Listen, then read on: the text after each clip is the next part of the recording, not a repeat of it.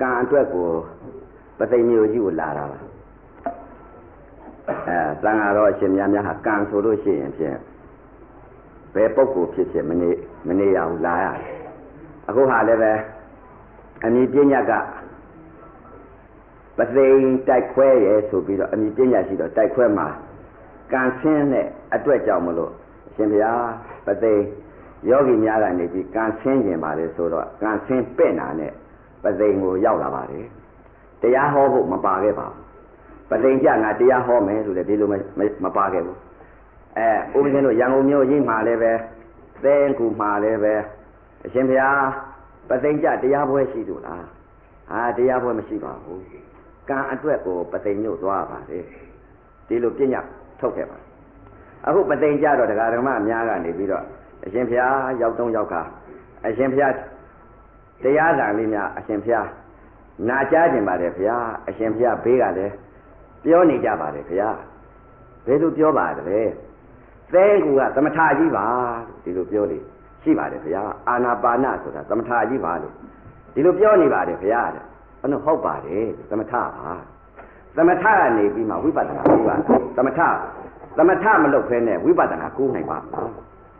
သမထပါပဲသမထလုပ်ရင်သမထပေါ့လို့ဝိပဿနာလုပ်ရင်ဝိပဿနာပေါ့သမထဆိုတာဒါကြောင့်မလို့သမထနဲ့ဝိပဿနာကကွဲဖို့တဲ့အနခေးဒါကြောင့်မလို့လောကမှာပြောနေကြလို့ရှိတယ်ရှင်သမထပါကွာဝိပဿနာကိုလည်းသမထမှန်ဝိပဿနာမှန်လဲသိနိုင်ဖို့ဟာအနခေးရမှာသမထကဘာပဲဟိဝိပဿနာဆိုတာဘာလဲဟိဆိုတော့ဝိတ္တထာသမထကဘာလဲဝိပဿနာကဘာလဲဆိုတဲ့ဥစ္စာသမထဝိပဿနာကွဲဖို့လည်းအရေးကြီးတယ်သမထကသမထဝိပဿနာကဝိပဿနာကံနဲ့ကတ္တနဲ့ကွဲဖို့အရေးကြီးတယ်တို့လူတိုင်းလည်းပဲကံကတ္တမသိဘူးလားတဲ့လောကီကုသိုလ်ကံလောကီကုသိုလ်ကံနဲ့လောကီအကုသိုလ်ကံဒါတော့ပဲသိတာများဒါကြောင့်မလို့သမထအခြေခံပြီးတော့နေတဲ့အချိန်ခါမှာသမထနဲ့ဝိပဿနာသမာဓိပညာအဲ့တော့ပညာကတော့ခေါ်ခြင်းရခေါ်အမှားကြီးဘာကြောင့်လဲတဲ့ပညာဆိုတဲ့ဥစ္စာမှန်တာမှမဟုတ်ပဲကိုအဲ့ဒါကြောင့်မလို့အခုလာရောက်တဲ့တရားဓမ္မတွေလည်းပဲဥပဇင်ကစာမတတ်ပါဘူးဝန်ခံထားဘာကြောင့်စာမတတ်ပါဘူးလဲဆိုတော့ဥပဇင်ကငယ်စဉ်တည်းကဒီမှာကြောက်နေရမှာအနံပြင်းမိဘများကတော့ထားတာပဲထားပြီတဲ့ဥပဇင်ကစာနဲ့ပါရမီကမပါခဲ့လားတော့မပြောတော့ကာကြီးကာသကဲ့နဲ့ပဲ6နှစ်သားလောက်တည်းကထားလိုက်တဲ့ဥစ္စာ14နှစ်သားအထိအဲ့ဒါနေလိုက်တဲ့ဥစ္စာကာကြီးကာသကဲ့ပဲရောက်တယ်ထွက်ကြည့်ပြေးနေတာစာနဲ့ပါရမီမပါခဲ့ဘူးအဲ့တော့စာတော့မတတ်ပါဘူးခန္ဓာကရှားလိုက်တော့20လအယုတ်ကြည်အရေးခံလူသိရင်သိမသိတရားရသံဝေကတွေဖြစ်ပြီးတော့ဒီလိုကျင့်လိုက်တဲ့အချိန်ခါကျတော့လက်ဥတော်ကသမထမှဝိပဿနာမှဘာမှမသိခဲ့စာလည်းပဲဘာမှမသိခဲ့တော့ခန္ဓာမှာရှားလိုက်တဲ့အချိန်ကကိုယ်စိတ်ကလေးကိုပြန်စစ်လိုက်တဲ့အချိန်ကကျတော့ဥပဇင်းတို့တော့ကိုယ်စိတ်ကိုစစ်တယ်သူများစိတ်မစစ်ခဲ့ကိုယ်အပြစ်ကိုရှုတယ်သူများအပြစ်မရှုကိုယ်စိတ်ကိုစစ်မှမှန်တဲ့တရားရကိုယ်စိတ်ကိုမစစ်ဖဲနဲ့သူများစိတ်စစ်လိုက်လို့ရှိရင်မှားတဲ့တရားကြီးဒါကြောင့်မလို့ဥပဇင်းလည်းပဲအခုပသိင်္ဂယောဂီတရားဓမ္မတွေလည်းပဲသူများစိတ်ကိုမစစ်ကြနဲ့သူများအတိတ်မပြောနဲ့သူများအပြစ်ကိုမပြောနဲ့ကိုယ်စိတ်ကလေးကိုစစ်ကြပါလို့ဥပဇင်းကအသိပေးခဲ့ပါဘာကြောင့်လဲတဲ့ဥပဇင်းကအတိတ်ကာလတုန်းကသူများစိတ်တွေစစ်ခဲ့ပါလေသူများစိတ်တွေစစ်ခဲ့တော့အမှားကြီးတွေ့46နှစ်ကြာတော့သံဝေကတရားတွေဖြစ်ပြီးတော့သေရုပ်ပဲအောက်မှာ20လအယုတ်ကြည်အရေးခါလူသိရင်သိမသိကိလေသာသေရောဟဲ့ဆိုပြီးတော့နင်လားငါလားကျင့်လိုက်တဲ့ဥစ္စာဥပဇင်ကျင့်တာများပသိင်္ဂတရားဓမ္မတွေမြင်လို့ရှိလို့ရှိရင်ဖြစ်ဘယ်လိုဖြစ်ကြမလဲတော့များဥပဇင်မြင်လို့ရှိရင်ခလေးတွေမြင်လို့ရှိရင်ထွက်ပြေးတာဘာကြောင့်လဲအယုတ်ပြိုင်ခါတခါတည်းကိုမျက်စိတွေပါဒီဟောက်တောက်ကြီးဖြစ်ပြီးတော့တခါတည်းလမ်းသွားတာတောင်မှအယုတ်တွေကဘယ်လိုဖြစ်လဲကောက်အဲ့လိုမြင်ခလေးတွေဥပဇင်မြင်လို့ရှိရင်ပြေးရောဟာတရေကြီးဆိုပြီးတော့ပြေးဒီလောက်နင်လားငါလားလူသေးရင်သေးမသေးကိလေသာသေရောဆိုပြီးတော့20လအယုတ်ကြည်အရေးခန့်ကျင့်လာတဲ့တရားကိုစိတ်ကလေးကိုစစ်တော့ငါလိုသိကြပါစေစိတ်တွေငါလိုမြင်ရပါစေ ငါလူရကြပါစေဆိုပြီးတော့ငါတော့မထူးတော့ဘူးဒီတိုင်းနေလိုက်လို့ရှိလို့ရှိရင်ငါတယောက်တည်းသာသိကြငါဒီတိုင်းနေလို့ရှိရင်ပုဂ္ဂိုလ်သရဝါတွေဟာစိတ်အစဉ်ကြီးဖြစ်နေလိုက်တဲ့ဥစ္စာကသူများစိတ်တွေသာစစ်တာများကိုယ်စိတ်ကိုစစ်ဖို့အရေးကြီးပါလားငါဟာဖြင့်ပုဂ္ဂိုလ်သရဝါအပေါင်းဟာဖြင့်ကိုယ်စိတ်ကလေးကိုစစ်ဖို့ဟာကိုလူသေးရင်သေရောဟဲ့ခန္ဓာမညာပဲနဲ့တခါတည်းသာသနာကြီးပြုတော့မယ်ဆိုပြီးတော့လက်ပြပုံနဲ့ပြစ်ဘာနဲ့ပြစ်တခါတည်းတရားဟောတဲ့အခါမှာမညာဘူးဘာကြောင့်လဲတဲ့စိတ်တွေကိုသိထားလို့စိတ်တွေသိထားတော့တရားဓမ္မတွေမညာဘူးညာဟောနေရင်ကိလေသာဖြစ်မှာဆိုလို့ညာဟောရင်ကိလေသာမညာနိုင်ဘူးအခုနောက်ပိတ်ဆုံးသာသနာမှာဘာကြောင့်လဲတဲ့အသက်တန်းလေးကတုံနုံကတ်ကြီးရတယ်နိကနုံဘေးကြီးကလည်းနင်းနုံဒါကြောင့်မို့လို့ဟိုတုန်းကဥပဒေ20နဲ့တလကျင်းခဲ့တဲ့ဥစ္စာအမှားတွေတွေ့ခဲ့တော့အခုဥပဒေနဲ့ပြည့်ညတ်ထုတ်အတိတ်20လအယုကြည်အရေးခန့်ကျင့်ခဲ့တော့အမှားတွေတွေ့ခဲ့လို့ဒီတော့ကြာခဲ့အခုယောဂီတွေဥပမာလေးဆောင်ပြီးတော့ဥပဒေကပြောတယ်ဒကမာကြီးတွေကိုအတိတ်ကလာတော့ကယထာတွေစီးတယ်ကားတွေစီးတယ်မော်တော်ကားတွေစီးတယ်သင်္ဘောတွေစီးတယ်ဥပဒေဟိုတုန်းကယထာတွေမော်တော်ကားတွေစီးခဲ့လို့ကြာခဲ့ခရီးသွားနှေးခဲ့အခုရန်ကုန်ကနေပြီးတော့ဥပဒေဟာဖော်ကာစီးလာခဲ့မိနစ်30မရှိတဲ့ရှိကိုရန်ကုန်လေစိတ်ကနေပြီးတော့ပသိမ်လေစိတ်ကိုမိနစ်အစိတ်ကြော်လေးနဲ့ပဲရောက်လာခဲ့အခုပသိမ်ကတရားဓမ္မတွေနီးပြီးလမ်းပြဆရာမှန်လို့ရှိလို့ရှိလေရင်စီးတယ်လို့ဥပဒေ20လကျင့်ခဲ့တဲ့ဥစ္စာအမှားတွေတွေ့ရတယ်။အော်ဒါအမှားတွေတွေ့တယ်။ပုဂ္ဂိုလ်သရဝါတွေဟာအမှန်တရားတွေတွေ့အောင်မှာဖြစ်ဖော်ကာနဲ့ချက်နဲ့ငါပို့နေမှာပဲငါအတိတ်ကရှုလာတဲ့တရားတွေဟာအမှားတွေပဲအမှန်တရားလေးကိုငါပြနေမှာပဲဆိုပြီးတော့အခုနောက်ပိတ်ဆုံးပြတဲ့အချိန်ခါမှာငါဖော်ကာနဲ့ချက်နဲ့ပဲအလင်းအမြန်တရားဓမ္မတွေသိလွယ်နားလွယ်အောင်လူဘိန်းလူနာစာမတတ်တဲ့ပုဂ္ဂိုလ်ခလေးရောကလာရောတလုတ်ရောကရင်ရောအမေရိကန်ရောအကုန်လုံးပြောလိုက်လို့ရှိရင်အကုန်သဘောပေါက်ပြီးတော့သောတာပန်တရားကအနာဂံဖြစ်အောင်ဆိုပြီးတော့တခါတည်းကိုဘာသာစကားအကုန်လုံးတင်ပြီးတော့တခါတည်းကိုဘာသာလို့ပြောတော့အဲ့တော့ဘာသာလို့တော့ပြောတာပဲသုတ်တန်ဆရာတော်ဘုရားကြီးကလည်းပဲပါဠိလေးတွေရွတ်တော့ဥပဇင်းကပါဠိကရွတ်ချင်သူများရွတ်တန်ကြတော့လေရွတ်ချင်တယ်ကိုကလည်းမလုတာရှားတော့မလိုက်တော့ရွတ်တော့ရွတ်ချင်တယ်အဲ့လိုအတိတ်ကာလတုန်းကပါဠိဓာတ်နေနားလာခဲ့ပါဠိဓာတ်နာပြီတဲ့ကိုကဘာသိလဲဘာမှမသိဘူးပါဠိဓာတ်နားလာတော့ပါဠိကြီးရွတ်နေပြီနားလာတော့နားလက်တဲ့အချိန်ခါကျတော့သုတ်တန်ဆရာတော်ပါဠိညရွတ်လိုက်တယ်အဲ့ဒီအတန်လေးကိုတခါတည်းကိုချောသွားတဲ့ဥစ္စာလေးကိုဥပဇင်းကနာလို့ကောင်းလိုက်တာလေပါဠိလေးကချောသွားတာကိုအဲ့ဒီတော့အခုလာရောက်တဲ့ဒကာဓမ္မတွေဥပဇင်းကတော့ပါဠိဓာတ်မနှောတတ်ဘူးခန္ဓာကကိုယ်တွေ့ဉာဏ်မြင်ကိုသဘောတရားကိုသမထကပဲလို့ဝိပဿနာကပဲလို့ဘာသာလို့ပြောရင်ဘာသာတွေသိကလားလို့ပြောရင်ကလားသိအဲ့တော့ကလားစကားပြောရင်ကလားမှသိဗုဒ္ဓဘာသာစကားနဲ့ပြောရင်ခလေးလည်းသိတယ်ကရင်လည်းသိတယ်တလုံးလည်းသိတယ်ဘာကြောင့်လဲတဲ့ဘာသာစကားကိုဘုရားလက်ထက်ကတော့ဘုရားစကားပြောလိုက်ပြီဆိုဘုရားပိဋကတ်အကုန်သိအခုနောက်ပိတ်ဆုံးသာသနာမှာဘုရားလည်းမရှိဘူးမှားလို့ရှိရင်ဘုရားရှိရင်ဘုရားကိုသွားမေးရဘုရားလည်းမေးเสียမရှိတော့ဘူးအခုနောက်ပိတ်ဆုံးသာသနာမှာဘယ်လို့မေးရမလဲတဲ့ခန္ဓာမေးရခန္ဓာမေးမှကိုယ်တွေ့ဉာဏ်မြင်ရအပြင်မဲ့မေးလို့မေးเสียမရှိအဲ့ဒီတော့အခုလာရောက်တဲ့ဒကာဓမ္မတွေလည်းပဲခန္ဓာကိုမေးကြည့်ပါလို့ခန္ဓာမေးကြည့်လိုက်လို့ရှိရဲ့သိကြပါလိမ့်မယ်အဲ့ဒီတော့တချို့ပြောတာရှိတာဒီသိန်းကူကသမထကြီးပါကွာတို့ရှေ့ဖရာတွေပွင့်သွားတဲ့ပုဂ္ဂိုလ်တွေဖရာရှင်ကိုရောမြတ်ကြီးတွေဟာဘာနဲ့ပွင့်သွားလဲအာနာပါနတတိနဲ့အာနာပါနဇာနဲ့ပထမဇန်ဒုတိယဇန်တတိယဇန်သရုတ်ထဇန်အဲ့ဒီဇန်နေနဲ့အာနာပါနတတိနဲ့ယူပြီးတော့ဖရာရှင်ကိုရောမြတ်ကြီးတွေပွင့်သွားတာပါသမထကနေပြီးတော့သမထနဲ့အထင်မသေးကြပါနဲ့ဘာကသမထကနေပြီးတော့ဝိပဿနာကူးနိုင်ပါသမထကြီးကနေပြီးတော့အခုတော့ပုဂ္ဂိုလ်တိုင်းအပြောကတော့ပရမတ်စကားတွေပြောတယ် အလောက်ကြတော့သမထဆိုတာမသိ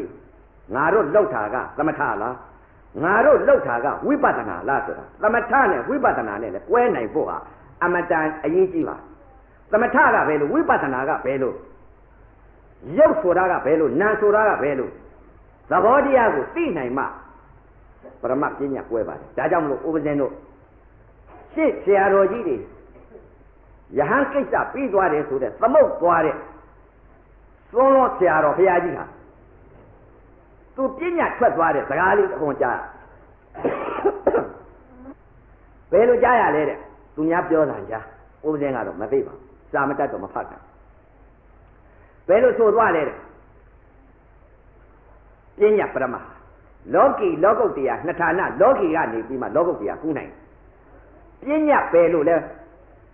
မရဘူးပညာပေါ်ကပရမယူသွားတာသမထနဲ့ဝိပဿနာဆိုတာသမထအရင်လောက်မှဝိပဿနာကူးနိုင်အဲ့တော့သမထကြီးပါကွာသမထကြီးပါကွာဆိုတော့သမထကအကြောင်းရင်းတရားပဲသမထအကြောင်းတရားမလို့အကျိုးတရားကဘာလဲတော့ဝိပဿနာဝိပဿနာအကျိုးတရားကအကြောင်းပြန်လိုက်တော့တဲ့မဲ့ညာဖုံညာအပြက်တွေငြိမ့်သွားတာနိဗ္ဗာန်ကိုမျက်မှောက်ပြုတာဖြစ်ပျက်တွေဆုံးသွားလို့မဲ့ညာဖုံညာမဲ့စိတ်ဖိုစိတ်ကျသွားတာကဘာလဲတဲ့အကျိုးတရားသမထကအကြောင်းတရားဝိပဿနာဆိုတာကအကျိုးတရားဝိပဿနာအကျိုးတရားကအကြောင်းပြန်လိုက်တော့ဖြစ်ပျက်တွေငြိမ့်ပြီးတော့မဖြစ်မပြတ်တဲ့သဘောတရားတွေသိလိုက်တဲ့သဘောတရားကမဲ့ညာဖုံညာဆိုတာကအကျိုးတရားအဲ့ဒါကြောင့်မလို့အာနာပါနသဲကူကဟေးအာနာပါနဆိုအာနာပါနပြောရတာသမထကြီးပေါ့မှန်တယ်ဗျသမထကြီးသမထမှာကြီးစွာသောသမထကြီးအဲ့တော့အရှင်ဘုရားတဲ့ရောက်တော့လျှောက်ကြတယ်သဲကသမထဆိုတဲ့ဥစ္စာကိုအမည်ဖြစ်နေပါတယ်ဘုရားတဲ့အရှင်ဘုရားသမထနဲ့ဝိပဿနာသဘောတရားကြီးရှင်းသားမအောင်ဘုရားစာလိုသမထဝိပဿနာတော့မရှင်းတတ်ပါဘူးသဘောကိုတော့သမထနဲ့ဝိပဿနာခန္ဓာစိတ်အစဉ်လေးတွေကိုဖြစ်ပုံတွေကိုတရားဓမ္မများသမထနဲ့ဝိပဿနာဆိုတဲ့သဘောတရားတွေဒီညရှင်းတန်းကိုထုတ်ပြစာတတ်လို့ဟောနေတဲ့တရားမျိုးလည်းမဟုတ်ပါဘူးအဲ့တော့စာမတတ်လို့တော့အထင်တော့မသေးနဲ့ပြစ္ဆုတ်ပံသဘောဟောမယ်ဆိုတညာလုံးဟောလည်းကုန်နိုင်မှာမဟုတ်ဘူးသဘောဟောမယ်ဆိုစာတတ်လို့ဟောနေတဲ့တရားမျိုးလည်းမဟုတ်စာတတ်ရင်ဟောလို့ရှိရင်ဒီကနေ့ဟောမယ်ဆိုရလို့ရှိရင်နဲ့ပြန်ကကြပြီဆိုလို့ရှိရင်စာအုပ်လှန်ရဘူးစာအုပ်လှန်ပြီးတော့ဘယ်သုတ်ကိုဘယ်တတိကပြရတတိကပြရှင်သာရိပုတ္တရာနဲ့ရှင်မောက္ကလဟောပါမယ်ဗျာဒီလိုဟောရတယ်ဘယ်နေ့ကျရင်ဓမ္မဒိဋ္ဌာဟောပါမယ်ဗျာဆိုတော့အဲ့ဒီလိုပြောတာကဘာလဲတဲ့ပုံပြောတာအခုပုံမပြောဘူးသဘောပြောမယ်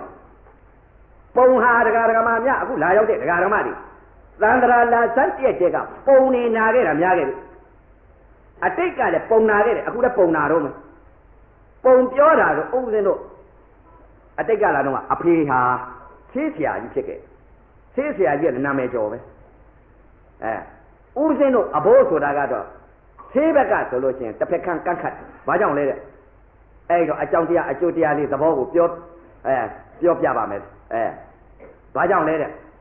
ပုံပြောတာလေးလေးတွေဥပဇင်းတို့အဖေကညဘက်ကြတော့သူတို့အဖေကိုအကြောင်းပြောတယ်ကွာတဲ့တို့အဖေများသိဆိုးတယ်ကွာဘယ်လိုဆိုးလဲဆိုတော့တို့အဖေကကွာတဲ့အမေကသေသွားတယ်ကွာအမေကသေသွားတော့ကွာတဲ့မိသွေးနဲ့နေရတယ်တို့အဖေကညီကိုနှစ်ယောက်ရှိတယ်ကွာညီကိုနှစ်ယောက်ရှိတော့ညီကိုနှစ်ယောက်ကမိသွေးနဲ့မတည့်ဘူးကွာအဲ့တော့ညဘက်ကြတော့အဲ့ဒီဥပဇင်းတို့အဖေကအဲ့ဒီအတိတ်ကသူ့အဖေအကြောင်းတွေကိုစပ်ပြီးတော့ပြော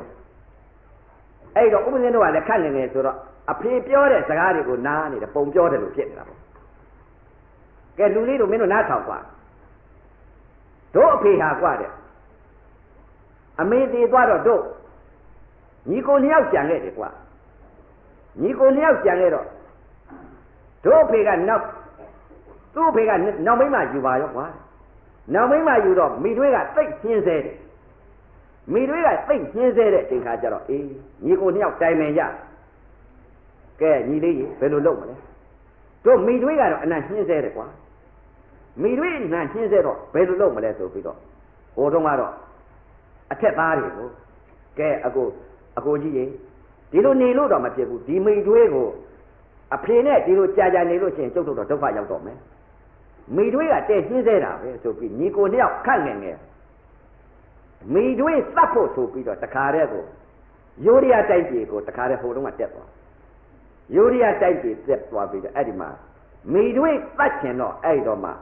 ဆရာအတက်ကိုသွားပြီးတော့ယူရီးယားတိုက်ကြီးသင်ယူရီးယားတိုက်ကြီးသင်တော့ယူရီးယားဖုန်ကြီးချိန်မှာအတက်သင်တဲ့အချိန်ခါကျတော့အကိုကြီးကနှစ်ဖြားပြီးသေးပါယူရီးယားတိုက်ကြီးကြောက်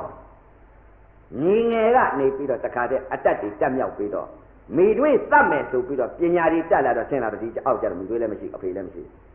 အဲ့ဒီလိုပုံနေပြောတော့အခုလည်းမှတ်မိတယ်အဲ့ဒီတော့အတိတ်ကပုံပြောထားတဲ့ဥစ္စာတွေကိုအကုန်မှတ်မိတယ်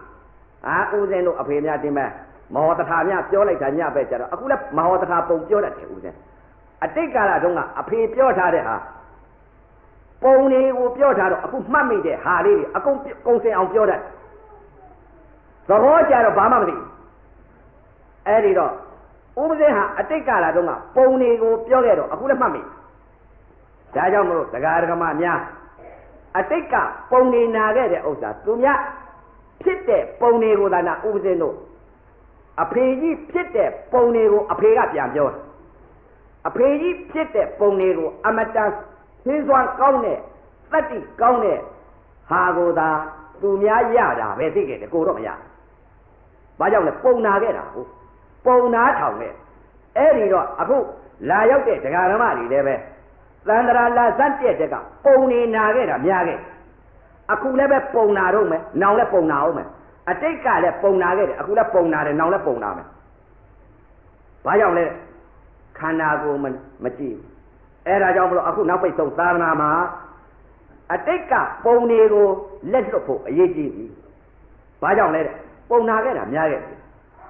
အခုနောက်ပိတ်ဆုံးသာသနာမှာကာလဝိမု ക്തി ယုဂခေအနတ္တသာသနာတပတ်ပြန်လှည့်လာတဲ့အချိန်ခါမှာအနတ္တသဘောတရားတွေမြင်အောင်အတ္တကွာပြီးအနတ္တမြင်အောင်ကိုခန္ဓာကြည့်လိုက်ရင်တရားတော်မြတ်ကပြပါလိမ့်မယ်ပြရင်မြင်ပါလိမ့်မယ်လို့အဲ့ဒါကြောင့်မလို့အခုတရားဓမ္မများတဲ့သဘောပေါက်အောင်ဟာကိုဦးဇင်းတို့ဟာရှုလာခဲ့တဲ့ဥစ္စာတွေကအတိတ်ကအမှားတွေရှုခဲ့တယ်များခဲ့တယ်သမထကနေပြီးဝိပဿနာတက်လာဖို့ဘယ်လိုရှုလာခဲ့တယ်လဲလမ်းရှည်ကြည့်လိုက်ခဲ့ဘယ်လိုလမ်းရှည်ကြည့်လိုက်ကြတယ်အဲ့တော့ဥပဇင်းကဆရာတွေဘယ်ဆရာမှမတွေ့ဥပဇင်းကအတိတ်ကလာတော့ကမာရွတ်မှနေတော့အဲ့တော့ကြားဘူးတယ်ဘယ်ဟာကြားဘူးလဲတဲ့ကမ္မထမ်းဌာနမင်းကွန်ကြားဘူးအခုဥပဇင်းတို့ရန်ကုန်မြို့ကြီးမှာမဟာစီဆရာတော်ဘုရားကြီးရဲ့ရိပ်သာဆိုတာကြားဘူးဒီရိပ်သာတွေလည်းသွားခြင်းစိတ်မရှိမင်းကွန်ရိပ်သာလည်းသွားခြင်းနဲ့စိတ်မရှိသုံးလုံးရိပ်သာလည်းသွားခြင်းနဲ့စိတ်မရှိတခါတဲ့တောဘက်ကိုဆင်းပြီးတော့ဆေးရုံးပင်အောက်ကိုနင်လားငါလားအဲ့ဒီကဘလူးမှလည်းဆရာလည်းမရှိဘူးကဲသုံးလုံးထေရုပ်ပတ္တိစာအုပ်ကြီးထဲမှာသတိပဋ္ဌာန်တရား၄ပါးကိုကြွားပြီးတွေးလိုက်ခြင်းကြောင့်သတိပဋ္ဌာန်တရား၄ပါးကဘယ်လိုလဲတဲ့ရေးထားကာယသတိပဋ္ဌာန်ကာယ ानु ပါဒနာဝေဒနာသတိပဋ္ဌာန်ဝေဒနာ ानु ပါဒနာစိတ်တာသတိပဋ္ဌာန်စိတ်တာ ानु ပါဒနာဓမ္မာသတိပဋ္ဌာန်ဓမ္မာ ानु ပါဒနာသတိပဋ္ဌာန်တရား၄ပါးအဲ့ဒီသတိပဋ္ဌာန်တရား၄ပါးကိုလုံးကောက်ကလေးဖတ်လိုက်တော့မနောဓာရစိတ်ခန္ဓာကိုယ်ကြီးဘယ်လိုဖြစ်သွားလဲဆိုတော့ကျက်သိမ်းမိုးသိမ်းကြီးထဖြင်းဆိုကျက်သိမ်းမိုးသိမ်းကြီးထပြီးစိတ်ကြီးဘယ်လိုဖြစ်သွားမှမသိပြောင်းသွားငါဘယ်လိုများဖြစ်သွားပါလဲစိတ်ကစိတ်သူတောင်ရသေးတာပဲငါကျင့်တယ်မရဘူးလားဆိုပြီးစိတ်ကတစ်ထစ်ချဆုံးဖြတ်ချတယ်ငါလည်းပဲသူ့လိုကျင့်သူ့လိုပဲရမှာပဲဆိုပြီးတော့သုံးလုံးထေရုပ်ပတ္တိစာအုပ်ကြီးကိုလက်ညှိုးနဲ့ထောက်သူတောင်ရသေးတာငါလည်းကျင့်သူ့လိုကျင့်ငါရမှာပဲဆိုပြီးတော့မကျင့်မဲနဲ့တခါတည်းကိုတိုက်လိုက်တဲ့ဓမြဆိုတော့ဘယ်ပြောကောင်းဓမြတိုက်တာကလည်းဘာပဲလဲတဲ့အဲ့ဒီစာအုပ်ဖတ်ပြီးတော့ပို့တိုက်ဘာကြောင့်ပို့တိုက်လဲဆိုတော့ဥပဇင်အတင်မှာအတိတ်ကလာတော့လောဘကလည်းခက်ကြီးကိုလောဘခက်ကြီးဆိုတော့ဓမ္မက2ယောက်ဖြစ်နေတာကိုဒါအတိတ်ပြန်ပြောတာပါအတိတ်ပြန်ပြောတာဘာကြောင့်လဲတဲ့သံဝေကဖြစ်ပုံဓမ္မ2ယောက်ဖြစ်တော့တရားကတော့ကျင့်နေတာ ကျင့်ကျင်လာတဲ့အချိန်ခါကျတော့တက္ကမနှစ်ယောက်ကငါတော့ဒီတိုက်နေလို့မရှိဘူးငါပြုတ်ထားတဲ့ကံငါပဲဖန်တီးရမှာပဲဆိုပြီးတော့ဓမြတက်လိုက်တဲ့ဥစ္စာတက္ကမတွေကိုသသိန်းလောက်9000စီလောက်ထားပြီးတော့ငါတော့တရားနဲ့လားငါလာကျင့်တော့မယ်ဆိုတိုက်တယ်မရဘူးအဲ့ဒီလိုစိတ်ကသတ်မှတ်တော့မရ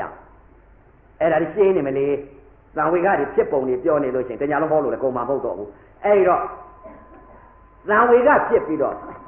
ဆရာမရှိဘဲနဲ့စာအုပ်ကလေးကိုအဲ့ဒါကြွားပြီးကြည့်ပြီးတော့တတိပဋ္ဌာန်တရား၄ပါးလေးကြည့်ပြီးတော့အဲ့ဒါဥပဇင်းတို့နှောကုန်းစွာဆင်းပြီးတော့ရှင်းရုပ်ပဲအောက်တခါတည်းထိုင်တော့တာထိုင်လိုက်တဲ့အချိန်ကဘာယူလဲအာနာပါနတတိကိုယူအာနာပါနတတိအဲ့ဒါသမထနဲ့ဝိပဿနာခွဲတယ်လို့အာနာပါနတတိကိုယူလိုက်ဘယ်လိုယူလဲဥပဇင်းလိုက်တာကတတိပဋ္ဌာန်တရား၄ပါးနဲ့လိုက်စိတ်ကိုလိုက်စိတ်အစဉ်လေးကိုစိုက်လိုက်ဘာကိုလိုက်တယ်စိတ်ကိုလိုက်တယ်ကနဦးစိတ်ကလေးအာနာပါနတတိကိုစိတ်ကလေးငြိမ်အောင်ယူလိုက်မင်းအစ္ဆတတဏ္ဍာကဝါယောဓာတ်သဘောတရားကိုတွန်းတတ်တဲ့သဘောလေးကန်တတ်တဲ့သဘောလေးကိုမင်းတွန်းတာလေးသိကန်တာလေးသိဆိုပြီးအဲ့ဒီလိုယူလိုက်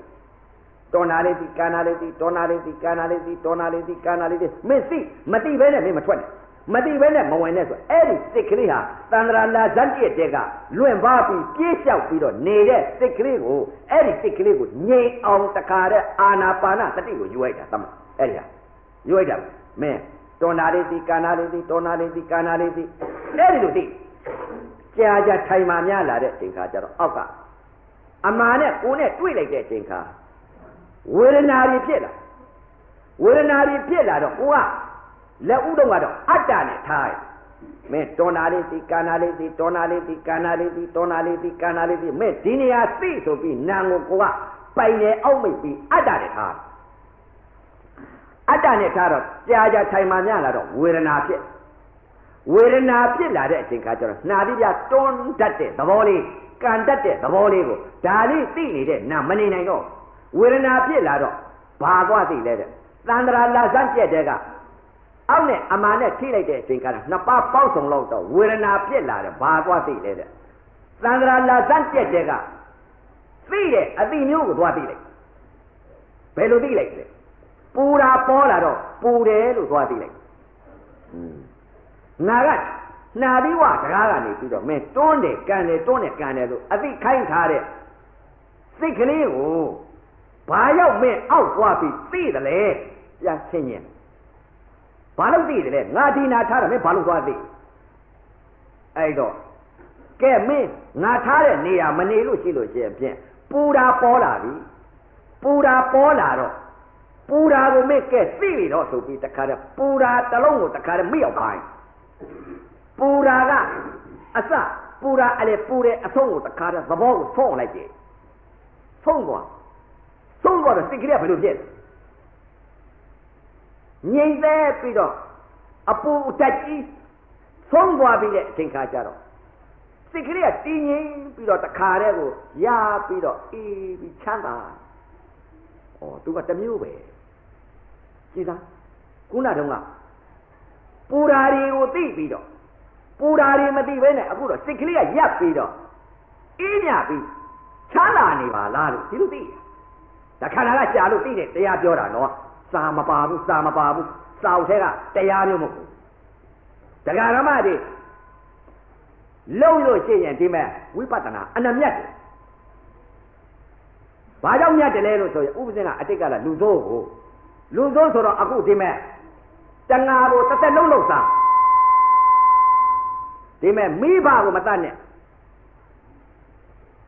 အရိယသူတော်ကောင်းကိုမတတ်နဲ့အတ္တပုရုဇဉ်ယုံမှနာမှမသိတဲ့ပုဂ္ဂိုလ်အဲ့ဒီပုဂ္ဂိုလ်တွေဂတိနဲ့သတ်ချင်သတ်ဒီတရားနဲ့တွေ့တော့မှာကံပြတ်တာမိဘတော်မတတ်နဲ့ကံကြီးထိုက်တဲ့ဥစ္စာကိုမလုံးနဲ့ဒီတရားနဲ့တွေ့အကုန်လွတ်တယ်ဒါကြောင့်မို့လို့ပတိန်ကဒကာရမတွေစိတ်တွေဘယ်လိုကြံ့အတိတ်ကဘယ်လိုပြုတ်လူတွေကိုဘယ်လိုသတ်ပုရုဇဉ်ပုဂ္ဂိုလ်ယုံနာမမသိတဲ့ပုဂ္ဂိုလ်သတ်လို့ရှိလို့ရှိရင်ဝိပဿနာတရားကျင့်လိုက်လို့ရှိရင်အဲ့ဒီကံတွေပြတ်ပါတယ်အနုမြတ်စွာဘုရားလက်ထက်ကအင်္ဂုလိမာလာကြီးကသူ့တဲ့သတ်တဲ့ပုဂ္ဂိုလ်ရှိပါအောင်မလား ပုဂ္ဂိုလ်ကြီးဟာဘုရားရှင်ကိုရောမြတ်ကြီးနဲ့တွေးလိုက်တဲ့အချိန်ခါမိစ္ဆာဒိဋ္ဌိပြုတ်သွားလို့သမာအတိလေးဖြစ်လိုက်လို့ပြစ္ဆုတ်ပံသဘောတသက်ကလေးကိုဖြစ်နေပြီဆိုတော့ရှိရဲ့အတိတ်ကကံနေပြတ်ပါတယ်ဗျာဒါနဲ့စားဟိုကပြားမချေနိုင်တော့ကံနေပြတ်တယ်အဲ့ဒါကြောင့်ဝိပဿနာတရားများအနမြတ်တယ်ဒါကြောင့်မလို့လောက်ကြပါရှင်းကြပါဝိပဿနာသိမြတ်ဒီမောတဘောမရသေးလို့ရှိရင်ဒီလူပြေကြီးမရသေးလို့ရှိရင်နတ်ပြေကြရှင်းနေရ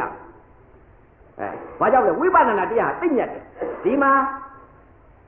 သမာဓိကောင်းလာလို့နတ်ပြည်ရောက်သွားပြီဆိုလို့ရှိရင်တည်ငါမဲ့စိတ်တည်ငါဖို့စိတ်တည်ငါမဲ့တည်ငါဖို့ရသွားလို့ရှိရင်သောတာပန်ကြီးမဖြစ်သေးလို့ရှိရင်နတ်ပြည်6ဓာတ်ကြာပြီဆိုရင်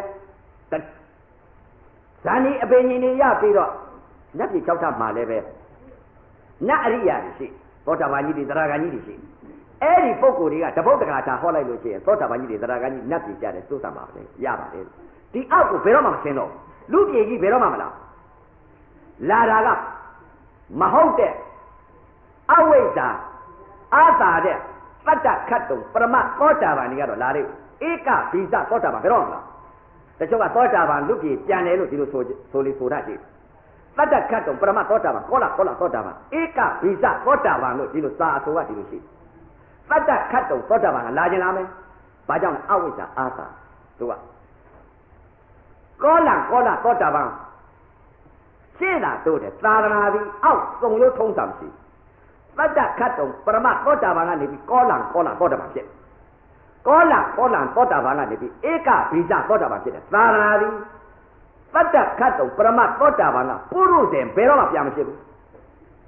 သတ္တခတ်တုံကကောလာသောတာပန်ဖြစ်ကောလာသောတာပန်ကဧကဘိဇသောတာပန်ဧကောသမောလက္ခဏာစိတ်တစ်စိတ်တည်းတည်ပြီးဧကက္ခဏာစိတ်တစ်ခုတည်းဖြစ်စိတ်ပြောတာနော်အဲ့ဒါကြောင့်မလို့အခုလာရောက်တဲ့ဒကာဓမ္မတွေဒီနာကအနုသာသနာကြီးကဒီနာမှာဇေနာမှာဥပဇင်းတို့သဲရင်တိုက်ခွဲရလို့အမိပြည့်ညတ်တွက်တော့ဇေနာတိတော့ဇေနာကကြော့ကုန်ပါပဲတော့ကြအရိယာကြီးဖြစ်မှာပဲသောတာပန်ကြီးတွေသရဂန်ကြီးတွေအနာဂန်ကြီးတွေဖြစ်ကုန်ပါအဲ့ဒါကြောင့်မလို့ဥပဇင်းကလည်းပဲတိုက်တွန်းခဲ့ပါတယ်ဒကာဓမ္မအများအတိတ်ကပြုတ်ထားတဲ့ကံကြီးပြတ်ပါတယ်ဝိပဿနာလုပ်လို့ရှိတယ်အဲ့တော့ဝိပဿနာမှမလုပ်လို့ရှိရင်အတိတ်ကကံကြီးပြန်လဲသွားအောင်အဲ့ဒီတော့ကြိုးစားကျင့်ကြပါလို့ဥပဇင်းအသိပေးပါတယ်အဲ့တော့ဥပဇင်းကျင့်လာတဲ့အကျင့်ကဘာလဲဘုရားကဟောထားတဲ့ကာယသတိပဋ္ဌာန်ဝေဒနာသတိပဋ္ဌာန်စိတ်ဓာတ်သတိပဋ္ဌာန်ဓမ္မသတိပဋ္ဌာန်သတိပဋ္ဌာန်တရား၄ပါးနဲ့သိသေးလားမသိသေးဘူးစိတ်ကလေးငြိမ်ပြီးတော့နေအပူရှိန်ကြီးငြိမ်ပြီးတော့သွားတဲ့အချိန်ကစိတ်ကလေးကရာပြီးတော့တခါတည်းကိုငြိမ်အေးပြီးတော့ဒါရီနေလို့ကောင်းစိတ်ကလေးကဘယ်မှမပေါ့ဘာနဲ့တူလဲဆိုတော့ကျွဲချီရကွက်ထဲမှာရေးကြီးဖားတငယ်လေးဝင့်နေပြီးတကယ်တော့စိတ်ကလေးကဘယ်လိုဖြစ်နေလဲကိုယ်စိတ်ကလေးကိုတခါတည်းကိုသိနေရတယ်ဝိဇ္ဇာကသိနောက်မှသိတာပါဝိဇ္ဇာခေါ်တတ်အဲ့ဒီစိတ်ကလေးကိုသိနေတာစိတ်ကလေးကဘယ်မှမသွားပါဘူးငြိမ်သက်ပြီးတော့မနှုတ်မချက်ပဲနဲ့ဒီစိတ်ကလေးကရပ်ပြီးတော့အေးတဲ့သဘောတရားလေးကိုရပ်နေပါလားဒီလိုစိတ်ကလေးကိုသိကိုယ်စိတ်ကလေးကိုမြင်နေရဒါကိုယ်စိတ်ကိုသိသိလားကိုယ်စိတ်ကိုမသိဖဲနဲ့အပြင်ဘက်စစ်ရှားနေလို့သိမလားဘယ်တော့မှမသိဘူးဝေးပါလေအဲ့တော့ဥပဇင်းစိတ်ကလေးဥပဇင်းပြန်ပြီးတော့မြင်နေရစိတ်ကလေးကရပ်ပြီးတော့နေပါလားအဲ့ဒီလိုရပ်နေတာခဏပဲရပ်လိုက်တော်တော်ကြာကြတော့ဘယ်လိုဖြစ်လာပြန်တော့ပူဓာကနေပြီးခန္ဓာကိုယ်ကြီးအေးပြီးတော့တခါတည်းရေခဲလုံးကြီးကိုအေးတက်လာတော့အေးတဲ့သဘောတရားကြီးကိုနံသွားပြီးသိပြီးဒါကြီးသိနေပြန်ဟဲ့ခုနတော့စိတ်ကလေးကရပ်အခုမရပ်ဖဲနဲ့တခါအခုအေးတာကြီးကိုသိနေပါလားဒီကိုကြီးကလေတကူလုံးဟာရေခဲလုံးကြီးကိုဖြစ်နေပါလားတခါတည်းကိုခန္ဓာကိုယ်ကြီးကိုအေးလိုက်တဲ့ဥစ္စာကိုကဲနဲ့အဲ့လိုဖြစ်အေးတက်ကြီးပေါ်လာအေးတက်ကြီးပေါ်လာအေးတာကိုတခါတည်းမင်းခုနတော့ကပူဓာကြီးကပေါ်လာတယ်ပူဓာကြီးပေါ်လာပြီးပူဓာကြီးကိုအစနဲ့အလယ်နဲ့အဆုံးနဲ့တခါတည်းစိတ်ကလေးကိုလွတ်လိုက်ဆုံးသွားပြီးတော့စိတ်ကလေးတည်ငြိမ်ပြီးတော့ရပ်နေတဲ့အချိန်ကစိတ်တခဏလေးပဲ9မိနစ်လောက်3မိနစ်သာ9မိနစ်လောက်ရပ်ပြီးစိတ်ကလေးချမ်းသာပြီးတည်ငြိမ်ပြီးအေးမြပြီးချမ်းသာနေလို့သိကောင်းအဲ့ဟာလေအဲ့နေရာနေလို့ကောက်ပြီးတော့နောက်ပေါ်လာပြန်တော့အပူတက်ကြီးငြိမ်သွားတော့အေးတက်ကြီးပေါ်လာအေးတက်ကြီးပေါ်လာတဲ့အချိန်ကအေးတယ်လို့နာက အဲ့ဒီမှာသွားသိပြန်ဩတမျိုးကြီးပဲဒါကြီးကဒီလိုသိတမျိုးကြီးပါလားကဲတမျိုးကြီးသိပြီအဲ့ဒီအေးတဲ့သဘောတရားကိုအစနဲ့အလယ်နဲ့အဆုံးနဲ့ကုံဆုံးအောင်လိုက်တယ်ဆုံးသွားပြန်အေးတဲ့ကြီးငြိမ့်အေးသွားပြန်တော့ဘာလဲတဲ့စိတ်ကလေးကတင်းငြိမ့်ရက်နေတယ်ရက်နေပြီတခါတည်းခုနလိုပဲအပူအေးဒီရပြီးတော့စိတ်ကလေးကငြိမ့်သေးပြီးတော့ဖားတငယ်လေးများကျွဲချီရကွက်သေးကိုနွားချီရကွက်တဲ့ရေကြီးကြီးဖားလေးဝှက်ပြီးတော့ပြပြီးမလုံမချက်ဖဲနဲ့နေသလိုစိတ်ကလေးကအေးများပြီးရပ်ပြီးချမ်းသာနောက်တစ်ခါဘာပေါ်လာလဲတခါတဲ့ခန္ဓာကိုယ်ကြီးကဘယ်လိုဖြစ်လာလဲအေးတက်တွေညှိပြီးဒုက္ခခံစားပြီးတော့နေလိုက်တဲ့အချိန်ခါမှာချမ်းသာပြီးအေးမြပြီးတော့နေတဲ့အချိန်ခါမှာဘယ်လိုဖြစ်လာခန္ဓာကြီးကိုတခါတဲ့ရိမ့်ထိုးလာရှည်တို့နောက်ကတခါတဲ့ဇတွန်းလာဩဒါကြီးကတစ်မျိုးပဲတစ်မျိုးဖြစ်တာပါခန္ဓာကိုယ်တစ်မျိုးဖြစ်လာတော့ဘယ်လိုဖြစ်လာလဲရှည်တို့နောက်နဲ့ဖြစ်လာတော့ရှည်တို့နောက်နဲ့ဖြစ်လာပါလားလှုပ်လာပါလားခန္ဓာကြီးဟာကိုကြီးလှုပ်လာပြီဆိုပြီးတော့အစနဲ့အလယ်နဲ့အဆုံးနဲ့တခါတော့အသိကပ်ပြီးတော့ဆုံးအောင်လိုက်ကြဆုံးသွားတယ်ဆုံးပြီးအဲ့ဒီလိုပဲစိတ်ကလေးညင်အဲ့ဒီတော့သဘောပေါက်ဩကြည်စားတခုပြီးတခုဟာလက်ဦးဟာပေါ်လာတာကအပူတိုက်အပူကြီးပေါ်လာအပူကြီးကငြိမ့်သွားပြီးအေးကြီးပေါ်လာအေးကြီးကငြိမ့်ပြီးတော့ဘာပေါ်လာလဲရိမ့်ထုတ်ပြီးတော့တွန်းလိုက်ကန်လိုက်ရိမ့်လာအဲ့ဒီရိမ့်လာကြီးတွန်းလာကြီးငြိမ့်သွားတော့ဘာလဲတဲ့ထုံးပြီးတော့တခါတည်းလာထုံးလာကြီးကိုလည်းတခါတည်းအစအလေအဆုံးတခါတည်းလိုက်ကြည့်ခန္ဓာတွေကအစင်အကုန်သိတော့တယ်ဘာတွေသိလဲဩထုံနာပေါ်လာတယ်ထုံနာစားထုံနာလဲထုံတယ်အဆုံးသဘောဆုံးလိုက်ကြည့်ပူရာပေါ်လာလဲပူရာအစားပူရာလဲပူတယ်အဆုံးဒါလိုက်ကြည့်အေးဓာပေါ်လာလဲအေးဓာအစားအေးဓာအလဲအေးတယ်အဆုံးဒါလိုက်ကြည့်ကြိုက်တာပေါ်လာလဲကြိုက်တာအစားကြိုက်တာအလဲကြိုက်တယ်အဆုံးကြက်တက်လာတာပေါ်လဲကြက်တက်တာအစားအလဲအဆုံးဆုံးအောင်လိုက်ကြည့်ဆုံးအောင်လိုက်ကြည့်တော့အစ္ဆတသန္တာကခန္ဓာကဖြစ်လာတဲ့သဘောတရားတွေကိုတင်ဓာတွေလည်းအစအလဲအဆုံးသိလာတယ်နုညံ့ဓာတွေလည်းအစအလဲအဆုံးသိလာတယ်ခန္ဓာကိုယ်ကြီးလေးလာတာလည်းအစအလဲအဆုံးသိလာတယ်ခန္ဓာကိုယ်ကြီးကြက်တက်လာတာလည်းအစအလဲအဆုံးသိလာတယ်ခန္ဓာကိုယ်ကြီးချွေးတွေယိုကျလာတာလည်းအစအလဲအဆုံးသိလာတယ်ခန္ဓာကိုယ်ကြီးပူလာတဲ့သဘောတရားလည်းအစအလဲအဆုံးသိလာတယ်ခန္ဓာကိုယ်ကြီးအေးလာတဲ့သဘောတရားလည်းအစအလဲအဆုံးလှုပ်လာတာလည်းအစအလဲအဆုံးအကုန်လုံးကုန်းစင်အောင်ဒါတွေသိလားတခုပြီးတခုဒါတွေသိလားအဲ့ဒါသိလာလို့ဗဟိတကြပြန်တော့ရတဲ့အစ္ဆတသဏ္ဍာန်ကပူရာအစာပူရာလဲပူတဲ့အဆုံးဒါတွေသိနေတော့တရားဓမ္မအများအဲ့ဒါဝိပဿနာလို့မထင်နဲ့ဝိပဿနာလို့မထင်နဲ့ဝိပဿနာနဲ့နိကတ်တဲ့ကြီးစွာသောသမထကြီးပူရာအစပူရာလည်းပူတဲ့အဆုံးသိလို့ငါတော့ဝိပဿနာရဲ့လို့မထင်နဲ့ပူရာသိတာသမထအေးတာသိတာသမထလှုပ်တာသိတာသမထရိမ့်ရိုင်တာသိတာသမထကြီးဒီလိုသိနေတယ်သမထပူရာသိကြိုက်တာသိထုံတာသိအောင့်တာသိကြက်တာသိယိုတာသိဆိုတာအဲ့ဒါကြီးစွာသောသမထကြီးဝိပဿနာတစ်လုံးမှမဟုတ်သေးဘူးသမထကြီးအဲ့ဒီတော့အစ္ဆတသဏ္ဍာန်ကပူရာတွေလည်းအစအလေအဆုံးကုံစင်အောင်သိပူတဲ့အပေါ်မှာစိတ်သုံးစိတ်တီးအောင်နှလုံးသွင်းအေးတဲ့အပေါ်မှာလည်းစိတ်သုံးစိတ်တီးလာအောင်နှလုံးသွင်းလိုက်လှုပ်လာတဲ့အပေါ်မှာလည်းစိတ်သုံးစိတ်တီးအောင်နှလုံးသွင်းလိုက်ဒါသမထဘောဗျာဒီသမထကနေပြီးအခြေခံယူသွားတာအဲ့ဒီသမထမှာမလုပ်လို့ချင်းဝိပဿနာကူးဖို့ဟာခဲရင်အဲ့ဒီတော့သမထကိုများအထင်မသေးနဲ့သမထလုံးမှာဝိပဿနာကူးတယ်ဝိပဿနာတက်တက်ကြီးဘယ်လိုကလုပ်နိုင်မှာနောက်ကြတော့မှသမထနဲ့ဝိပဿနာဆိုတာဘယ်လိုလဲဆိုတော့သမထနဲ့ဝိပဿနာခွဲမယ်ဒါကနောက်ကြတော့တရားဓမ္မတွေအပြောပရမအလုတ်ပြဉ္ညာတွေနဲ့တွေ့မှာဆိုလို့သဘောကိုတင်ပြီးတော့လူလိန်ခံရမှာဆိုလို့ပြောပြခဲ့တယ်တချို့ကတော့သမထကြီးကသမထအထင်သေးသမထကမှဝိပဿနာကူးတယ် သမထပညာကမှပရမတ်ယူနိုင်တယ်ပညာပယ်လို့မရဘူးပညာဆိုတာသမထပဲအဲ့တော့ပညာနဲ့ပရမတ်နှစ်ခုစသိတတ်သူမှမြတ်ပညာပေါ်ကမှပရမတ်ယူသွားရအဲ့ဒီတော့ခန္ဓာကိုယ်မှာရှာလိုက်တဲ့အချိန်ခါကျတော့တတိရလာတယ်စောက်ထဲမှာကာယသတိပဋ္ဌာန်ကာယသတိပဋ္ဌာန်ဝေဒနာသတိပဋ္ဌာန်စေတသတိပဋ္ဌာန်ဓမ္မသတိပဋ္ဌာန်ဒီလိုသိလာတော့ခန္ဓာကြိုက်တော့သင်ញင်လိုက်ကြည်စားကနဦးစိတ်ကလေးဟာတွန်းတတ်တဲ့သဘောကန်တတ်တဲ့သဘောလေးသိနေတာတတိကာယတတိပါလားပူရာပေါ်လာလို့ပူတယ်လို့သွားသိလိုက်တာဝေဒနာသိနေတဲ့ဥစ္စာပူတဲ့သဘောတရားသိနေတာဝေဒနာတတိပါလားပူရာကြီးငြိမ့်အေးသွားပြီဆိုတော့စိတ်ကလေးငြိမ့်ပြီးတော့အေးတက်ကလေးခံစားနေတာစိတ်ဓာတ်တတိပါလားစိတ်ကလေးတည်ငြိမ်ရက်စိတ်ဓာတ်တတိပါလားနောက်တစ်ခါအတ္တပံပူရာကြီးကအေးတာပေါ်လို့သူဟာသူပေါ်လာတာသူသဘောလို့သိလိုက်တာကဓမ္မာတတိပဋ္ဌာန်သူသဘောသိလိုက်ကာယတတိပဋ္ဌာန်ဝေဒနာတတိပဋ္ဌာန်စိတ်ဓာတ်တတိပဋ္ဌာန်ဓမ္မာတတိပဋ္ဌာန်တတိပဋ္ဌာန်တရား၄ပါးနဲ့လိုက်တာအလကားလိုက်တာမဟုတ်ဘူးဖယားဟောတဲ့အတိုင်းလိုက်နေတာသမထဒါကကြီးသွားတော့သမထအကြီးပဲသမထပဲအဲ့တော့လိုက်ပါများလာတော့စိတ်ကလေးကဘယ်လိုဖြစ်လာလဲဗဟိတမြင်လာတော့ဘယ်လိုမြင်လာလဲဒီက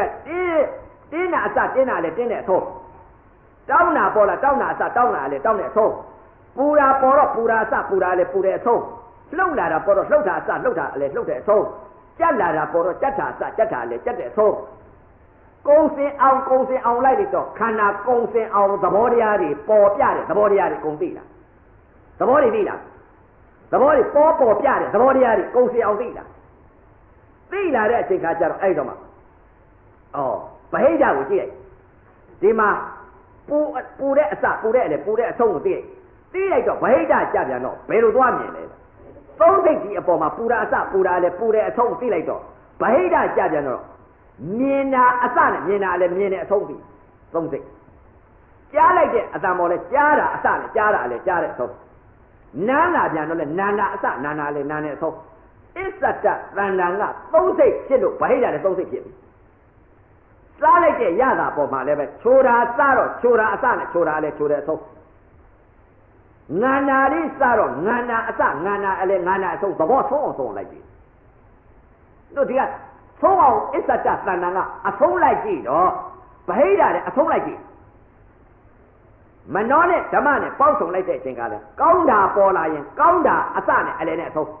မကောင်းတာပေါ်လာရင်လည်းမကောင်းတာအစနဲ့အလည်းနဲ့အဆုံးအဲ့ဒီလိုသဘောလေးကိုဆုံးအောင်လိုက်ပြီးတော့သုံးစိတ်တည်သွားအဲ့ဒီလိုသုံးစိတ်တည်သွားတော့မြင်တာစမြင်တာလည်းမြင်တဲ့အဆုံးကြားတာစကြားတာလည်းကြားတဲ့အဆုံးနာနာစနာနာလည်းနာတဲ့အဆုံးချိုတာစတော့ချိုတာအစချိုတာလည်းချိုတဲ့အဆုံးအကုန်လုံးအစနဲ့အလယ်နဲ့အဆုံးနဲ့သုံးစိတ်ပေါ်တည်သွားအဲ့ဒီလိုတည်တော့တရားဓမ္မများဝိပဿနာလို့မထင်နဲ့ကြီးစွာသောသမထကြီးတလုံးမှမဟုတ်သေးဘူးအဲ့ဒါအထင်မကြီးတဲ့သမထဒီသမထကနေဝိပဿနာကုမယ်ကြီးစွာသောသမထအခုဟာသမထဟောနေတာမြင်လာရင်မြင်တယ်လို့သိရတာသမထဝိပဿနာတလုံးမှမဟုတ်မြင်တာကြီးသိနေတာဖြစ်တဲ့သဘောကြီးသိမြင်တယ်လို့သိလိုက်ရင်သမထအတန်ကြားလိုက်ရင်ကြားတာလေးသိလိုက်တာသမထအနတ်နံလိုက်လို့နံတယ်လို့သိလိုက်ရင်သမထရတာစားလိုက်လို့ချိုတာစားလို့ချိုတယ်လို့သိလိုက်ရင်သမထငန္နာစားလို့ငန္နာသိလိုက်ရင်သမထကိုယ်နဲ့အတွေ့နဲ့ထိမှန်လိုက်လို့ပူတာပေါ်လို့ပူတယ်လို့သိရင်သမထအေးတာပေါ်လို့အေးတယ်လို့သိလိုက်ရင်သမထလှုပ်တာပေါ်လို့လှုပ်တယ်လို့သိလိုက်ရင်သမထကြက်တာပေါ်လို့ကြက်တယ်လို့သိရင်သမထ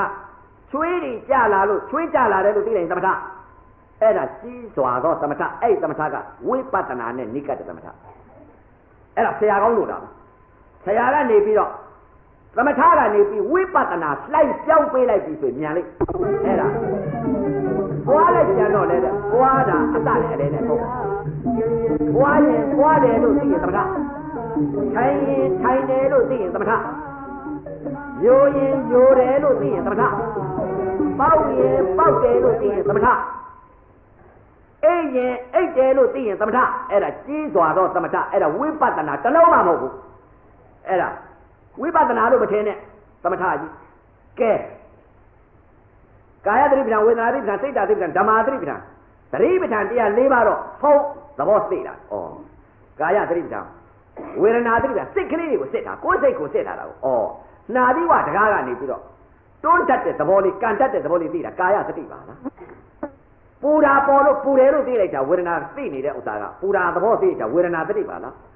ပူတာတွေငြိမ့်အေးသွားတဲ့အချိန်ကစိတ်ကလေးတည်ငြိမ်ပြီးရက်နေတာကစိတ်ဓာတ်သတိပါလားစိတ်ဓာတ်သတိပါလား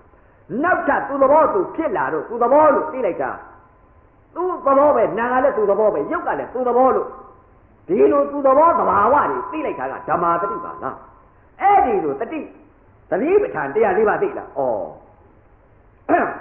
ငါဖယ်တော့မှမသိတဲ့အသိလေးတွေအခုဖြစ်လာတာလားဒီလိုစိတ်ကလေးသိလားဩကနဦးစိတ်ကလေးဟာ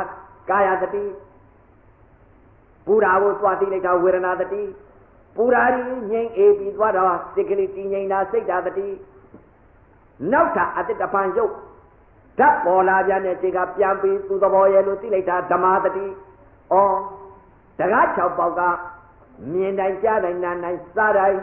ထိတိုင်းသိတိုင်းကာယသတိကာ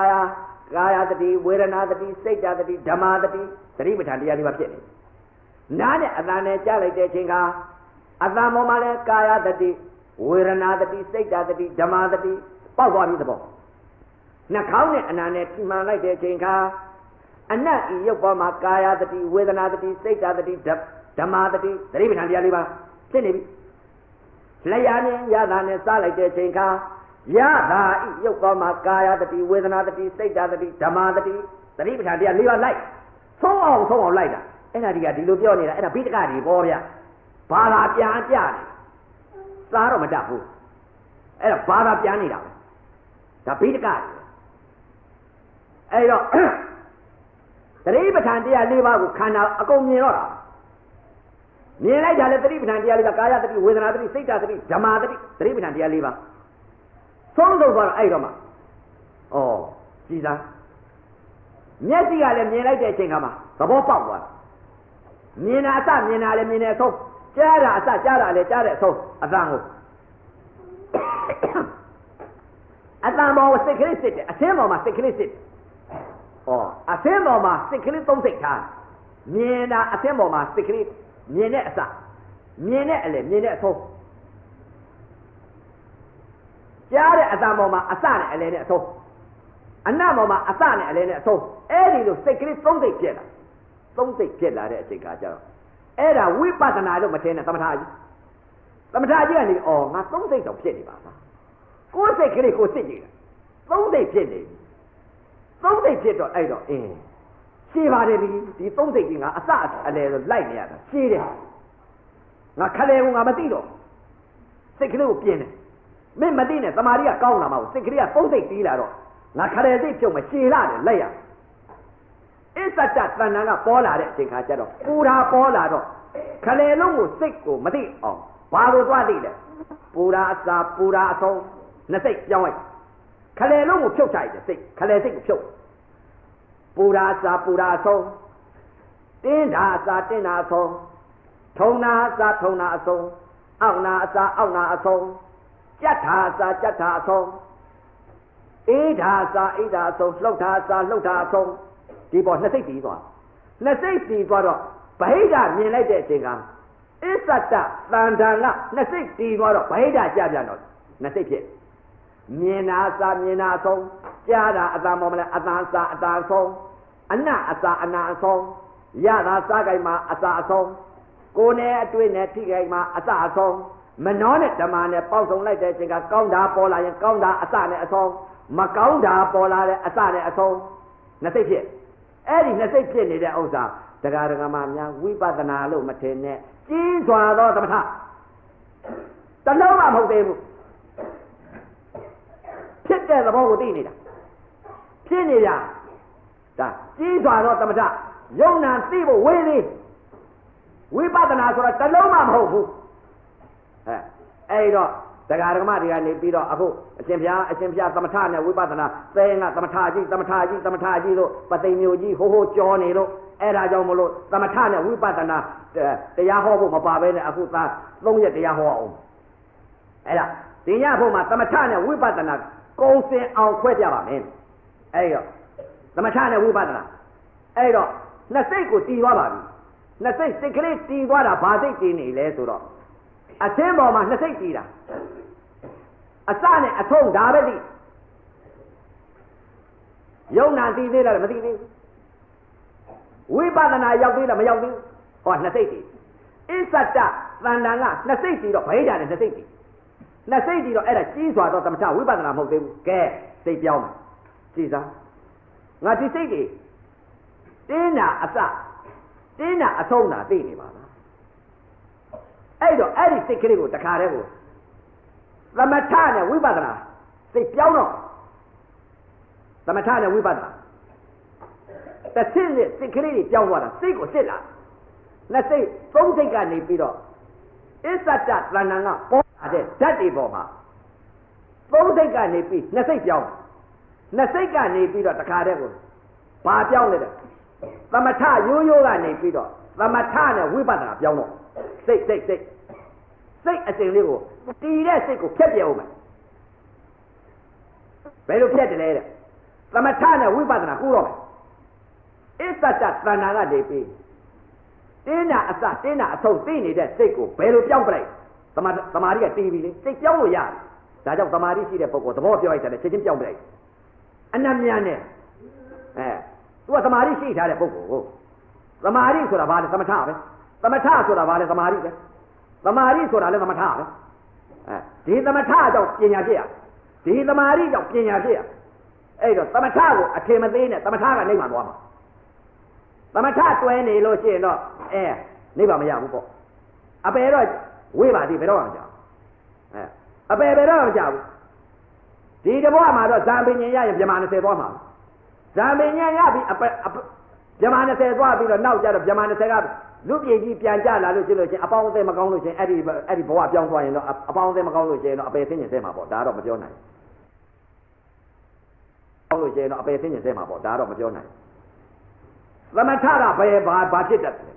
ပြမသွားအပေဘယ်တော့မပေါ့အဲ့တော့ဘာသိကသမထကြီးကသမထကြီးဖြစ်ပါအောင်တော့သိကသမထကြီးဖြစ်ပါအောင်တော့သမာဓိတည်လို့ရှိရင်ဗြဟ္မာ20နတ်ပြည်သွားပါတယ်ဗျာမလုတ်ဖဲနဲ့ဒီမဲ့နေတဲ့ပုဂ္ဂိုလ်တဲ့မကောင်းဘူးတဲ့လားသမထကြီးဖြစ်ပါအောင်နတ်ပြည်နဲ့ဗြဟ္မာ20တော့သွားပါတယ်အပေလေးပါဘယ်တော့မှမဆင်းပါဘူးအဲ့ဒီတော့သမထလို့ပြောလို့အဲ့တော့ကဲသမထရိုးရိုးကြီးတော့ဖြစ်ပြီနှစ်စိတ်တော့တည်သွားပြီမြင်လိုက်တဲ့ချိန်ကလည်းမြင်တာအစမြင်တာအဆုံးကြားတာအစကြားတာအဆုံးခန္ဓာတွေကလည်းဇက်ကြီးလေးပါဤသဘောတရားတွေကအစနဲ့အဆုံးကြီးသိသွားတော့အဲ့ဒါကြီးစွာတော့သမထကဲသမထကနေပြီးဝိပဿနာပြောင်းတော့သမထနဲ့ဝိပဿနာပြောင်းတယ်စိတ်ပြောင်းပြီဘယ်လိုပြောင်းလဲသဘောကိုကြည့်ကြည့်သားတင်းနာပေါ်လာတဲ့သဘောတရားတွေကင်လို့လည်းမရဒါလေးဟာနာငါလည်းသိတာလေးပဲရှိနာယုံနှစ်ပါးဟာဖြင့်တင်းနာပေါ်လာတော့တင်းတယ်လို့သိဒါလေးကနှစ်ပါးပေါင်းစုံလာတာကိုတထပ်ကြီးဖြစ်လာတဲ့သဘောတရားလေးယုံနဲ့နာနဲ့ဟာတထပ်ကြီးဖြစ်လာတဲ့သဘောတရားပါလားဖြစ်တဲ့သဘောတရားနဲ့ခုနနှစ်စိတ်ချင်းပြောင်းလိုက်တယ်ခုနတုန်းကပူရာအစနဲ့ပူရာအဆုံးဒါသိအခုပြောင်းလိုက်တဲ့စိတ်ကလေးဖြစ်လာတဲ့သဘောတရားလေးသဘောပြောင်းတယ်ဖြစ်လာတဲ့သဘောတရားလေးပြက်သွားတဲ့သဘောလေးအဲ့ဒီသဘောလေးပြောင်းအခုပုံကိုယ်တွေဒါတွေမပေးဘူးဒါတွေကြားတယ်ဖြစ်တဲ့သဘောပြက်တဲ့သဘောဆိုတာမသိလို့လိုက်နေတယ်အခုကချက်နဲ့ဒုံးမြန်နဲ့ပို့ပေးတယ်ဒါတွေကမသိခင်တော့ကလိုက်တာဖြစ်တဲ့သဘောပြက်တဲ့သဘောတွေရှည်ခဲ့မသိတဲ့ပုဂ္ဂိုလ်အဲ့ဒီဖြစ်ပြက်တွေလိုက်တာသိတဲ့ပုဂ္ဂိုလ်လိုက်ဖို့မလိုဘူးခရီးမြန်ရောက်တဲ့လမ်းကိုသွားမယ်မော်တော်ကားမစီးဘူးယထာမစီးဘူးမော်တော်ကားစီးလို့ရှိရင်ယထာစီးလို့ရှိရင်ကရင်မှိုင်းဘုံနဲ့တွေ့အောင်မယ်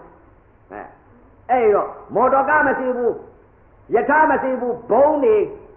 နဲ့မတွေ့အောင်ပါလဲတဲ့အာကာသကောင်းဝင်ကအလင်းအများမိနစ်အစိတ်30နဲ့ရန်ကုန်မြို့ကြီးကနေပြီးပသိမ်လေစိတ်အလင်းအများရောက်အောင်ပါကိုဒီမဲ့ဖြစ်ပြက်တွေမပေးဘူး အခုကိုယ်ချင်းကရှင်းခဲ့အဲ့တော့အခုဟာကသမထနဲ့ဝိပဿနာခွဲပြပါအောင်ဆိုလို့ဒါအခုသဘောတင်ရတယ်မပေးခြင်းဘူးမဟောခြင်းဘူးဒါတွေဟာမရှိမသိခင်တုန်းကလိုက်လာတဲ့မရှိတရားတွေရှိတဲ့တရားကဘုရားကအနတ္တတစ်လုံးနဲ့ပိုင်ပိုင်ကြီးသဘောတင်ပေးလိုက်လို့ရှိရဲ့ဖြစ်ပျက်တွေလိုက်နေဖို့မလိုဘူးမရှိတဲ့ပညာဖြစ်ပျက်တွေလိုက်ဖို့မလိုဘူးမသိလို့လိုက်တာမသိတဲ့ပုံကိုယ်တွေဖြစ်ပျက်လိုက်ဖြစ်ပျက်လိုက်ဖို့မလိုဘူးသိရင်လိုက်ဖို့မလိုဘူးဒုံးနဲ့ချက်နဲ့သွားမယ်ဖော်ကာနဲ့သွားမယ်အခုနောက်ပိတ်ဆုံးသာသနာမှာဖော်ကာတွေကလည်းပေါ်လာတယ်ဒုံးပြန်တွေပေါ်လာတယ်လကဘာကြီးခဏလေးရောက်တယ်လို့လည်းပြောတယ်ဓမ္မနဲ့တောင်ရိုက်လာသေးတယ်လို့ပြောတယ်ကဲအခုခေတ်ကြီးကလောကဓာတ်ပညာရှင်ကလည်းအနန္တသွမ်းတယ်လောကုတ္တရာနယ်ကလည်းလကဘာကြီးကိုဒုံးပြန်နဲ့သွားတယ်လို့လောကုတ္တရာနယ်ကလည်းဖြစ်ပျက်ကြီးကိုမလိုက်နဲ့ဖြစ်ပျက်ကြီးလိုက်ရင်နောက်ကိုဖြစ်ပျက်အောင်မသေးအောင်ပဲလိုက်ဖို့မလိုဘူးနေသိရင်လွယ်လေးဘုရားကလည်းဟောတယ်နက်လျက်နဲ့တိမ်နေတဲ့တိမ်လျက်နဲ့နက်တယ်ကျင်းလျက်နဲ့ကျဲတယ်ကျဲလျက်နဲ့ကျင်းတယ်နေသိလို့ရှိရင်လွယ်လေးပရိစ္ဆသမုပ္ပါမသိလို့ကျဲဝင့်နေသိရင်လွယ်လေးပရိစ္ဆသမုပ္ပါလဲတဲ့စိတ်ရက်တဲ့စိတ်လွတ်တဲ့စိတ်သုံးစိတ်ရရင်တော်ပြီအဲ့ဒီသုံးစိတ်ကိုစာမတတ်တဲ့ပုဂ္ဂိုလ်တရားဓမ္မတွေဒီသုံးစိတ်ဟာဒါကလဲတဲ့စိတ်ဒါကရက်တဲ့စိတ်ဒါကလွတ်တဲ့စိတ်ဒီလိုသဘောတွေကိုစိတ်အစဉ်လေးတွေပြောလိုက်လို့ရှိရင်ကလာရောတလုံရောအမေရိကန်ရောရုရှားရောဘာသာမျိုးစုံအကုန်လုံးကျွတ်ကုန်ကလာစကားတွေပြောနေလို့ဘယ်တော့မှမကျွတ်ဘူးဘာကြောင့်လဲနားမလဲဘူးကလာလို့ဆိုလို့ရှိရင်နေဆိုရင်ဥပဒေတို့နေဘာမှမသိသူများပါဇက်ကနေလို့ပြောလို့ဒါနေကလားစကားနေပဲဆိုတာဒါသိနေဆိုတာဘာအတိတ်ပဲဘာမှမသိအဲ့ဒီတော့ဒကမာကြီးတွေလည်းနေဂျာယကာလို့ပြောလို့တတ်တဲ့ပုဂ္ဂိုလ်တွေသိမှာနေဂျာယကာလို့ပြောလို့ရှိရင်ကလားစကားတတ်တဲ့ပုဂ္ဂိုလ်တွေသိတယ်ကလားစကားမှာဥပဇင်းတော့ကလားစကားမှာမတတ်လို့နေဂျာယကာဆိုလို့မသိပါဘူးဘာမှအတိတ်ပဲဘာဝမှမသိအဲ့ဒီတော့ကလားစကားတွေပြောနေလို့တော့ကလားလို့တတ်တဲ့ပုဂ္ဂိုလ်ကလားစကားပြောရင်သိတယ်ကလားလို့မတတ်တဲ့ပုဂ္ဂိုလ်ကလားစကားပြောလို့မသိဘူးအဲ့ဒီတော့ဘာသာစကားနဲ့ပြောလို့ရှိရင်စိတ်ကလေးတွေကဟောတယ်လို့ဖြစ်နေမယ်ဆိုစိတ်ကလေးတွေပြောရင်အကုန်သိရောအကုန်လုံးတခါတည်းသဘောပေါက်ဘူးတခါတည်းသောတပန်ကြီးတွေသရဂကြီးအနာဂကြီးတွေတခါတည်းပြီးတော့အဲ့ဒါကြောင့်မလို့အခုကဲသမထကနေပြီးသမထနဲ့ဝိပဿနာကူးမယ်ခုနတုန်းကပူရာအစပူရာအဆုံးမြင်တာအစမြင်တာအဆုံးသိနေတဲ့နှစ်စိတ်ကနေပြီးခန္ဓာကိုယ်ကိုပူရာပေါ်လာတော့ဖြစ်လာတဲ့သဘောနဲ့ပြက်တဲ့သဘောတွေဒါတိရှိဝဲပူလာတာလဲပူရာအစပူရာအဆုံးမသိတော့ဘူးဘာကိုရှုလိုက်တယ်ဖြစ်လာတဲ့သဘောတရားလေးသဘောရှုပြီဖြစ်လာတဲ့သမာဓိကကောက်ပြီခန္ဓာရင်ရှိပြီဝေဒနာသမာဓိရပြီဝေဒနာသိကြီးခံနိုင်တဲ့သမာဓိအစ္ဆတတဏ္ဏကဝေဒနာမှသိကြီးမခံနိုင်လို့ရှိရဲ့ဗဟိတလေတိုက်တဲ့ဥစ္စာဝေဒနာမခံနိုင်ငါအတင်းပြောတယ်ပြက်လားအစ္ဆတတဏ္ဏကမှဝေဒနာမခံနိုင်လို့ရှိရဲ့ဗဟိတကဝါရောတိုက်လိုက်တဲ့ဥစ္စာမခံနိုင်ဘူးအနံပြင်းထန်ဒါကြောင့်မလို့အခုဒီနာကသေးသူသေးသားတွေဗဟိတကဝါရောလေတိုက်ခံနိုင်အောင်ခန္ဓာကိုသဘောကိုအစနဲ့အလယ်နဲ့အဆုံးကိုဖုံးအောင်လာတိုက်ပြီးဝါရောလေအတိုက်ခံနိုင်အနုမို့ဝါရောလေအတိုက်ခံနိုင်ဘူးအိတ်သားနဲ့မစ္စရာနဲ့စုံစားမှုနဲ့ဘာပဲညာပဲနဲ့ဒီဟာတွေကအာကြည့်တာလေအဲ့တော့လောကကြီးမှာအိတ်သားဆိုတော့ဘာလဲတဲ့အိတ်သားဆိုတော့မနာလိုတာကိုယ့်တဲ့သာမာဆိုးတဲ့အဲ့ဒါအိတ်သားပဲကိုယ့်တဲ့ချမ်းသာရင်မလိုတော့မချမ်းသာအောင်ကိုယ့်တဲ့နေအောင်လုပ်ချင်အဲ့ဒါပါလေအိတ်သားအဲ့ဒီတော့အဲ့ဒီအိတ်သားမဖြစ်အောင်စိတ်တွေကိုပြင်ပြကြအဲ့ဒီအိတ်သားဖြစ်ရင်သံဃာပြည့်လျှောက်အဲ့တော့အိတ်သားမဖြစ်အောင်ပသိင်္ဂတရားဓမ္မတွေစိတ်ကလေးကိုပြင်ကြစိတ်အလုပ်တွေစိတ်ပြင်ရမှာအဲ့တော့ကဲသမထကနေပြီးတော့သမထနဲ့ဝိပဿနာစိတ်ကြောင်းပြီပူဓာပေါ်လာရင်ဖြစ်လာတဲ့သဘောသိပြီပြက်တဲ့သဘောတရားလေးတင်းနာပေါ်လာနေတယ်ဖြစ်တဲ့သဘောပြက်တဲ့သဘောဖြစ်လာတဲ့သဘောတရားလေးပြက်သွားတဲ့သဘောတရားလေးသိထုံလာလဲဖြစ်လာတဲ့သဘောပြက်တဲ့သဘောအောင့်လာလဲဖြစ်တဲ့သဘောပြက်တဲ့သဘောဒီလိုဘာသာလို့ပြောနေရင်သာမတတ်တဲ့ဒကမာကြီးတွေပိုသိမယ်နားလာသိမယ်သဘောနာခန္ဓာကိုအခုထိုင်ရင်းတဲ့သဘောကိုကြည့်တာတထိုင်နေတဲ့သောတာပန်တည်ရင်တည်သွားမယ်ဘာသာလို့ဒီမဲ့ အဘိဓမ္မာတရားတော်မြတ်ကြီးကိုပြောနေတာဘာသာလို့ဘာသာစကားနဲ့ပြောနေတာကလားစကားမပါဘူးအဲ့တော့အစ္ဆတသဏ္ဍာန်ကနေပြီးထုံလာလဲဖြစ်တဲ့သဘောပြက်တဲ့သဘောထုံတယ်လို့မသိတော့ဖြစ်လာတဲ့သဘောပြက်တဲ့သဘောအောင်လာလဲဖြစ်တဲ့သဘောပြက်တဲ့သဘောသိကြောင်းပြီကြက်လာလဲဖြစ်တဲ့သဘောပြက်တဲ့သဘောပူလာလဲဖြစ်တဲ့သဘောပြက်တဲ့သဘောရေငယ်တုံးကြီးလိုအေးလာလဲဖြစ်တဲ့သဘောပြက်တဲ့သဘောလှုပ်လာလဲဖြစ်တဲ့သဘောပြက်တဲ့သဘောအစ္ဆတသဏ္ဍာန်ကဓာတ်ကြီးလေးပါရုပ်ဝေဒနာဘောကနေပြီးတော့ဖြစ်တဲ့သဘောပြက်တဲ့သဘောသိသွားတော့ဗဟိတကြပြန်လဲမျက်စိနဲ့ပြင်လိုက်အဆင့်တစ်ခုပေါ်လာရင်ဖြစ်လာတဲ့သဘောတရားလေးပြက်တဲ့သဘောတရားလေးမြင်ပြီးနားနဲ့အတန်နဲ့ကြားလိုက်တဲ့အခါအတန်ဖြစ်တဲ့သဘောပြက်တဲ့သဘောအတန်ရဲ့လို့မသိတော့ဘူးအတန်ကိုဖြစ်တဲ့သဘောရဲ့ပြက်တဲ့သဘောရဲ့အနတ်နဲ့နှာခေါင်းနဲ့ထိမှန်လိုက်တဲ့အချိန်ကအနတ်ကိုဖြစ်တဲ့သဘောပြက်တဲ့သဘောသိပြီလျာနဲ့ရတာနဲ့စလိုက်တဲ့အခါချိုလာစလိုက်ပြန်တော့ချိုတယ်လို့မသိဘူးဖြစ်လာတဲ့သဘောတရားလေးပြက်တဲ့သဘောတရားလေးငန္နာရီစားလိုက်ပြန်တယ်ငန်တယ်လို့မသိတော့ဘူးဖြစ်လာတဲ့သဘောပြက်တဲ့သဘောစတ်ထာလေးစားလိုက်ပြန်စတ်တယ်လို့မသိတော့ဘူးဖြစ်လာတဲ့သဘောပြက်တဲ့သဘောစားကြရကိုယ်နဲ့အတွေ့နဲ့ထိမှန်လိုက်တဲ့အခါဖြစ်တဲ့သဘောပြက်တဲ့သဘောဘာလဲပေါ်ဖြစ်သဘောပြက်သဘောမနှောနဲ့ဓမ္မနဲ့ပေါင်းစုံလိုက်တဲ့ချိန်ကောင်းတာလေးပေါ်လာလဲဖြစ်တဲ့သဘောပြက်တဲ့သဘောမကောင်းတာပေါ်လာလဲဖြစ်တဲ့သဘောပြက်တဲ့သဘောတကား6ပေါင်းအာယုံ9နဲ့တိုက်ခိုက်တိုင်းမျက်စိကလည်းဖြစ်သဘောပြက်သဘောနှစ်စိတ်နားကလည်းဖြစ်လာတဲ့သဘောပြက်တဲ့သဘောနှာခေါင်းကလည်းဖြစ်တဲ့သဘောပြက်တဲ့သဘောလျှာကလည်းစားကြိမ်မှာဖြစ်တဲ့သဘောပြက်တဲ့သဘောကိုယ်နဲ့အတွေ့နဲ့ထိမှန်လိုက်တဲ့ကဖြစ်တဲ့သဘောပြက်တဲ့သဘောမနှောနဲ့ဓမ္မနဲ့ပေါင်းစုံလိုက်တဲ့ကဖြစ်တဲ့သဘောပြက်တဲ့သဘောဖြစ်လာတဲ့သဘောသမထနဲ့ဝိပဿနာသမထနဲ့ဝိပဿနာဘာသာလို့ခွဲကြဆိုကလားစကားနဲ့မပြောဘူးမျက်စိနဲ့မြင်လိုက်တဲ့ကလက်ဥစိတ်ကလေးကဖြစ်တဲ့သဘောသိလိုက်တာသမထ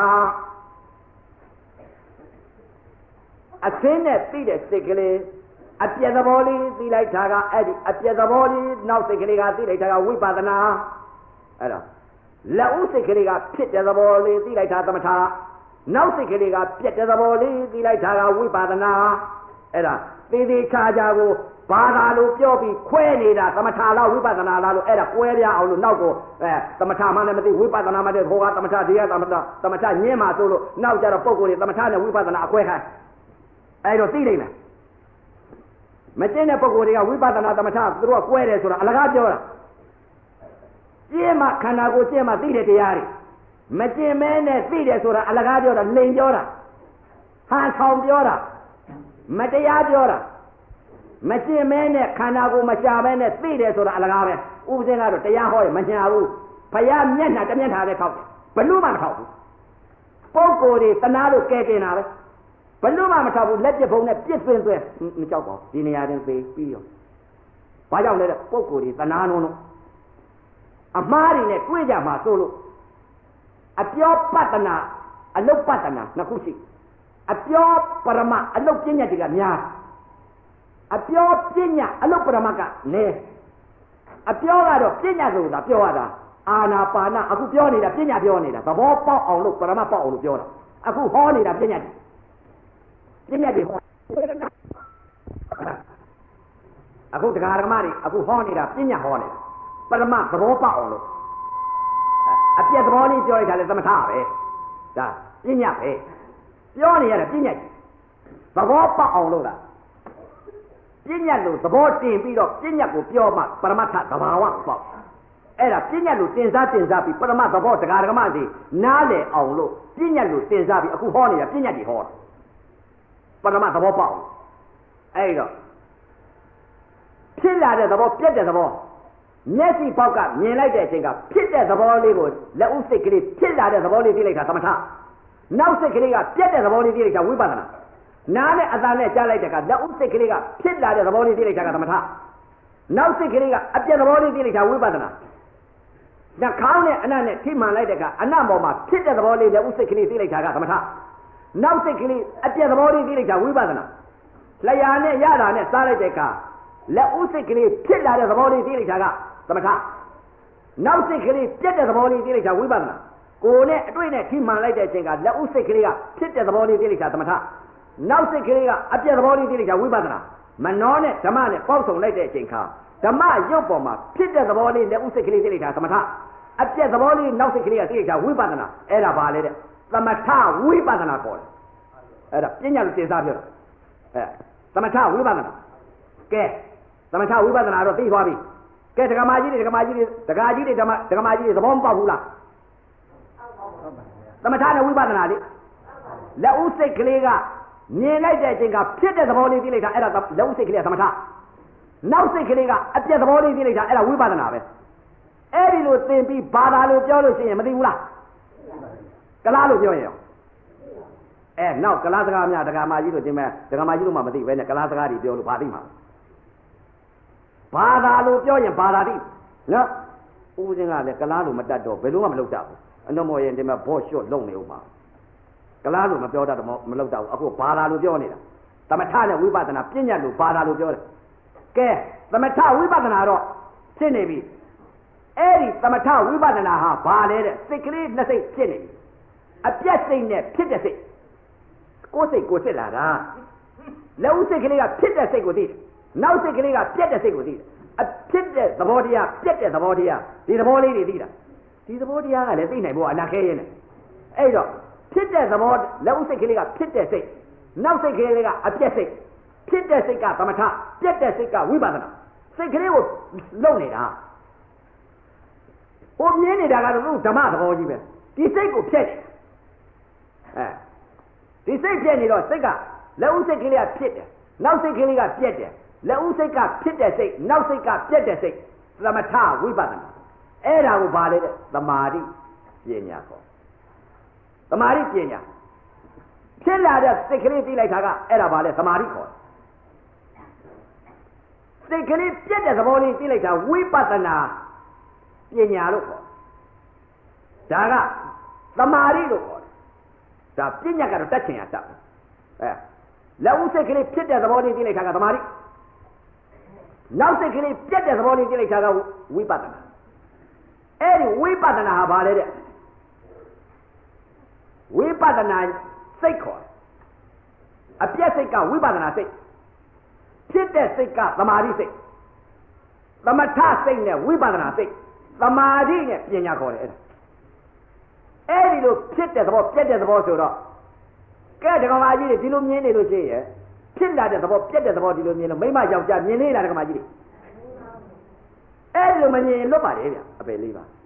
မိမမြင်လို့ရှိရင်ဥပဇင်ကတခါတလေပြောတယ်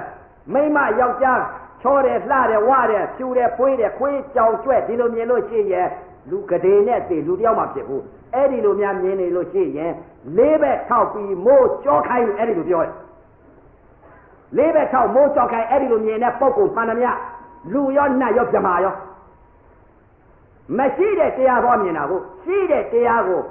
သမထနဲ့ဝိပဿနာဖြစ်လို့လားမရှိတဲ့တရားမြင်နေလို့လေးဘက်ထောက်မိုးကြောခိုင်းလို့ပြောတာအဲ့တော့ဘာဖြစ်လို့လဲလောဘနဲ့ဒေါသမောဟဖြစ်ကုန်ပါပေါ့အဲ့ဒီလိုပြောတာလေးဘက်ထောက်မိုးကြောခိုင်းလေးဘက်ထောက်ဆိုတော့တိရစ္ဆာန်ပြောတာမိုးကြောခိုင်းတယ်ဆိုတော့တိရစ္ဆာန်ပြောတာအဲ့တော့ပုဂ္ဂိုလ်တိုင်းယုံနာမမသိလို့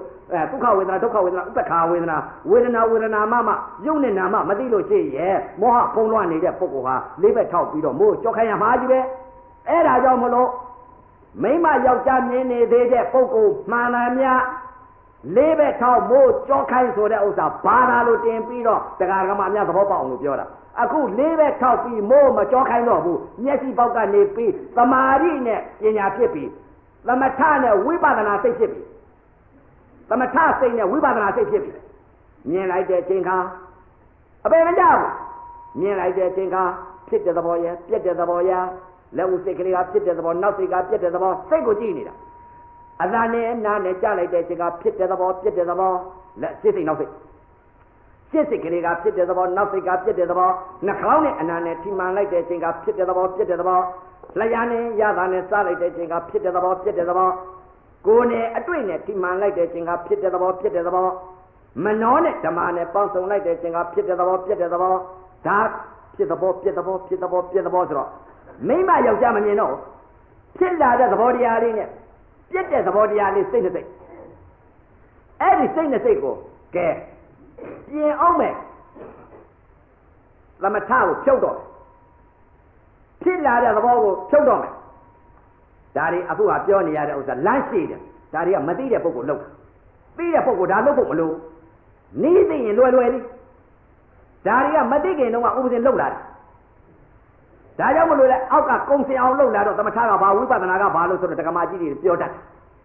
ဥပဒေကမလုပ်ခဲ့လို့ရှိရင်မပြောတတ်ဘူးအဲ့တော့ဥပဒေရဲ့ယောဂီတွေဒီဟာတွေရှည်တယ်ကြာကြာလေးနဲ့နှလုံးထဲနဲ့တခါတည်းကိုမဲ့စိတ်ဖို့စိတ်ဖြစ်အောင်တခါတည်းနှလုံးထဲတင်ပေးရှည်တယ်ဟိုဟာတွေကလမ်းရှုတယ်အခုဟာကဒုံးနဲ့ကျက်နေသွားကြားတယ်ဒီကနေ့သေးလားနှစ်ဖန်သေးမလားမသိဘူးဒါကြီးတွေလိုက်နေရှည်တယ်ဒါကသမထနဲ့ဝိပဿနာသဘောပေါက်အောင်အရှင်ဘုရားပြောဟောသမ်းပါအောင်ဆိုလို့အခုကလာပြီးတော့ပြောလို့အခုဟောရကဲသမထနဲ့ဝိပဿနာတော့ဖြစ်ပြီသမထစိတ်နဲ့ဝိပဿနာစိတ်သမာဓိပညာဖြစ်နေပြီသမထကိုဖြုတ်တော့ဖြစ်တဲ့သဘောကိုကြည့်သားနှစ်စိတ်ဖြစ်နေကြစိတ်အလုပ်တွေဝိပဿနာဆိုတာစိတ်အလုပ်တွေစိတ်ကိုစိတ်ရကိုယ်စိတ်ကိုစစ်မှစိတ်ကုံစင်အောင်သိလာတယ်ကိုယ်စိတ်မှမစစ်ဖဲနဲ့သူများစိတ်တွေကြောက်စစ်လို့သူများအပြစ်တွေပြောနေလို့ရှိရင်အလကားပဲသူများအပြစ်ပြောရင်ရော့ပြီးတော့ဒီမဲ့ကိုယ်ကလည်းဘာမှမသိသူများအပြစ်တွေဒါကြောင့်မလို့ဥပဇင်းတို့အခုပသိတိုက်ခွဲကယောဂီတွေသူများအပြစ်များမပြောကြသူများအပြစ်ပြောလို့ရှိရင်ကိုယ်ပါရောခံရအဲ့တော့သူများအပြစ်ကိုမပြောနဲ့ကိုယ်စိတ်ကိုအပြစ်ရှုကိုယ်စိတ်ကိုဖြတ်ပြကိုယ်စိတ်ကလေးကအနံဒီမဲ့ကိလေသာစောင်းကြတဲ့စိတ်ဒီစိတ်ကလေးကိုကိလေသာစင်ကြယ်အောင်ပါကိုနုညသိမ်မွေ့သွားအောင်စိတ်ကလေးကိုသန့်ရှင်းစင်ကြယ်သွားအောင်ကိုလုပ်ကြကဲဥပဒေနဲ့ကိုယ်စိတ်ကလေးကိုအတိတ်ကအနံစောင်းကြတဲ့စိတ်ကိုစိတ်ကလေးကိုပြုပြင်လာလိုက်တဲ့အချိန်ခါကျတော့သမထနဲ့ဝိပဿနာစိတ်ဖြစ်သမထစိတ်ဝိပဿနာစိတ်ဖြစ်သမာဓိနဲ့ပညာဖြစ်သမာဓိနဲ့ပညာဖြစ်တော့သမထဖြုတ်ဖြစ်တော့အစ္ဆတသဏ္ဍာန်ကိုရှုငါနှစ်စိတ်ဖြစ်တဲ့သဘောငါမသိတော့ငါအပြက်တစ်ခုတည်းငါသိမှာပဲဆိုပြီးတော့တင်းလာပြန်တယ်ဖြစ်လာတဲ့သဘောမသိတော့အပြက်တစ်ခုတည်းသိလိုက်တဲ့စိတ်ကိုဖြတ်ပြိုင်ဖြစ်သဘောကိုဖြတ်ပြလိုက်တယ်အပြက်ကိုစိတ်ကလေးအပြက်တစ်ခုတည်းဖြစ်တင်လာလဲဖြစ်တဲ့သဘောမသိတော့ဘူးပြက်တဲ့သဘောတောင်းလာလို့ရှိရင်လည်း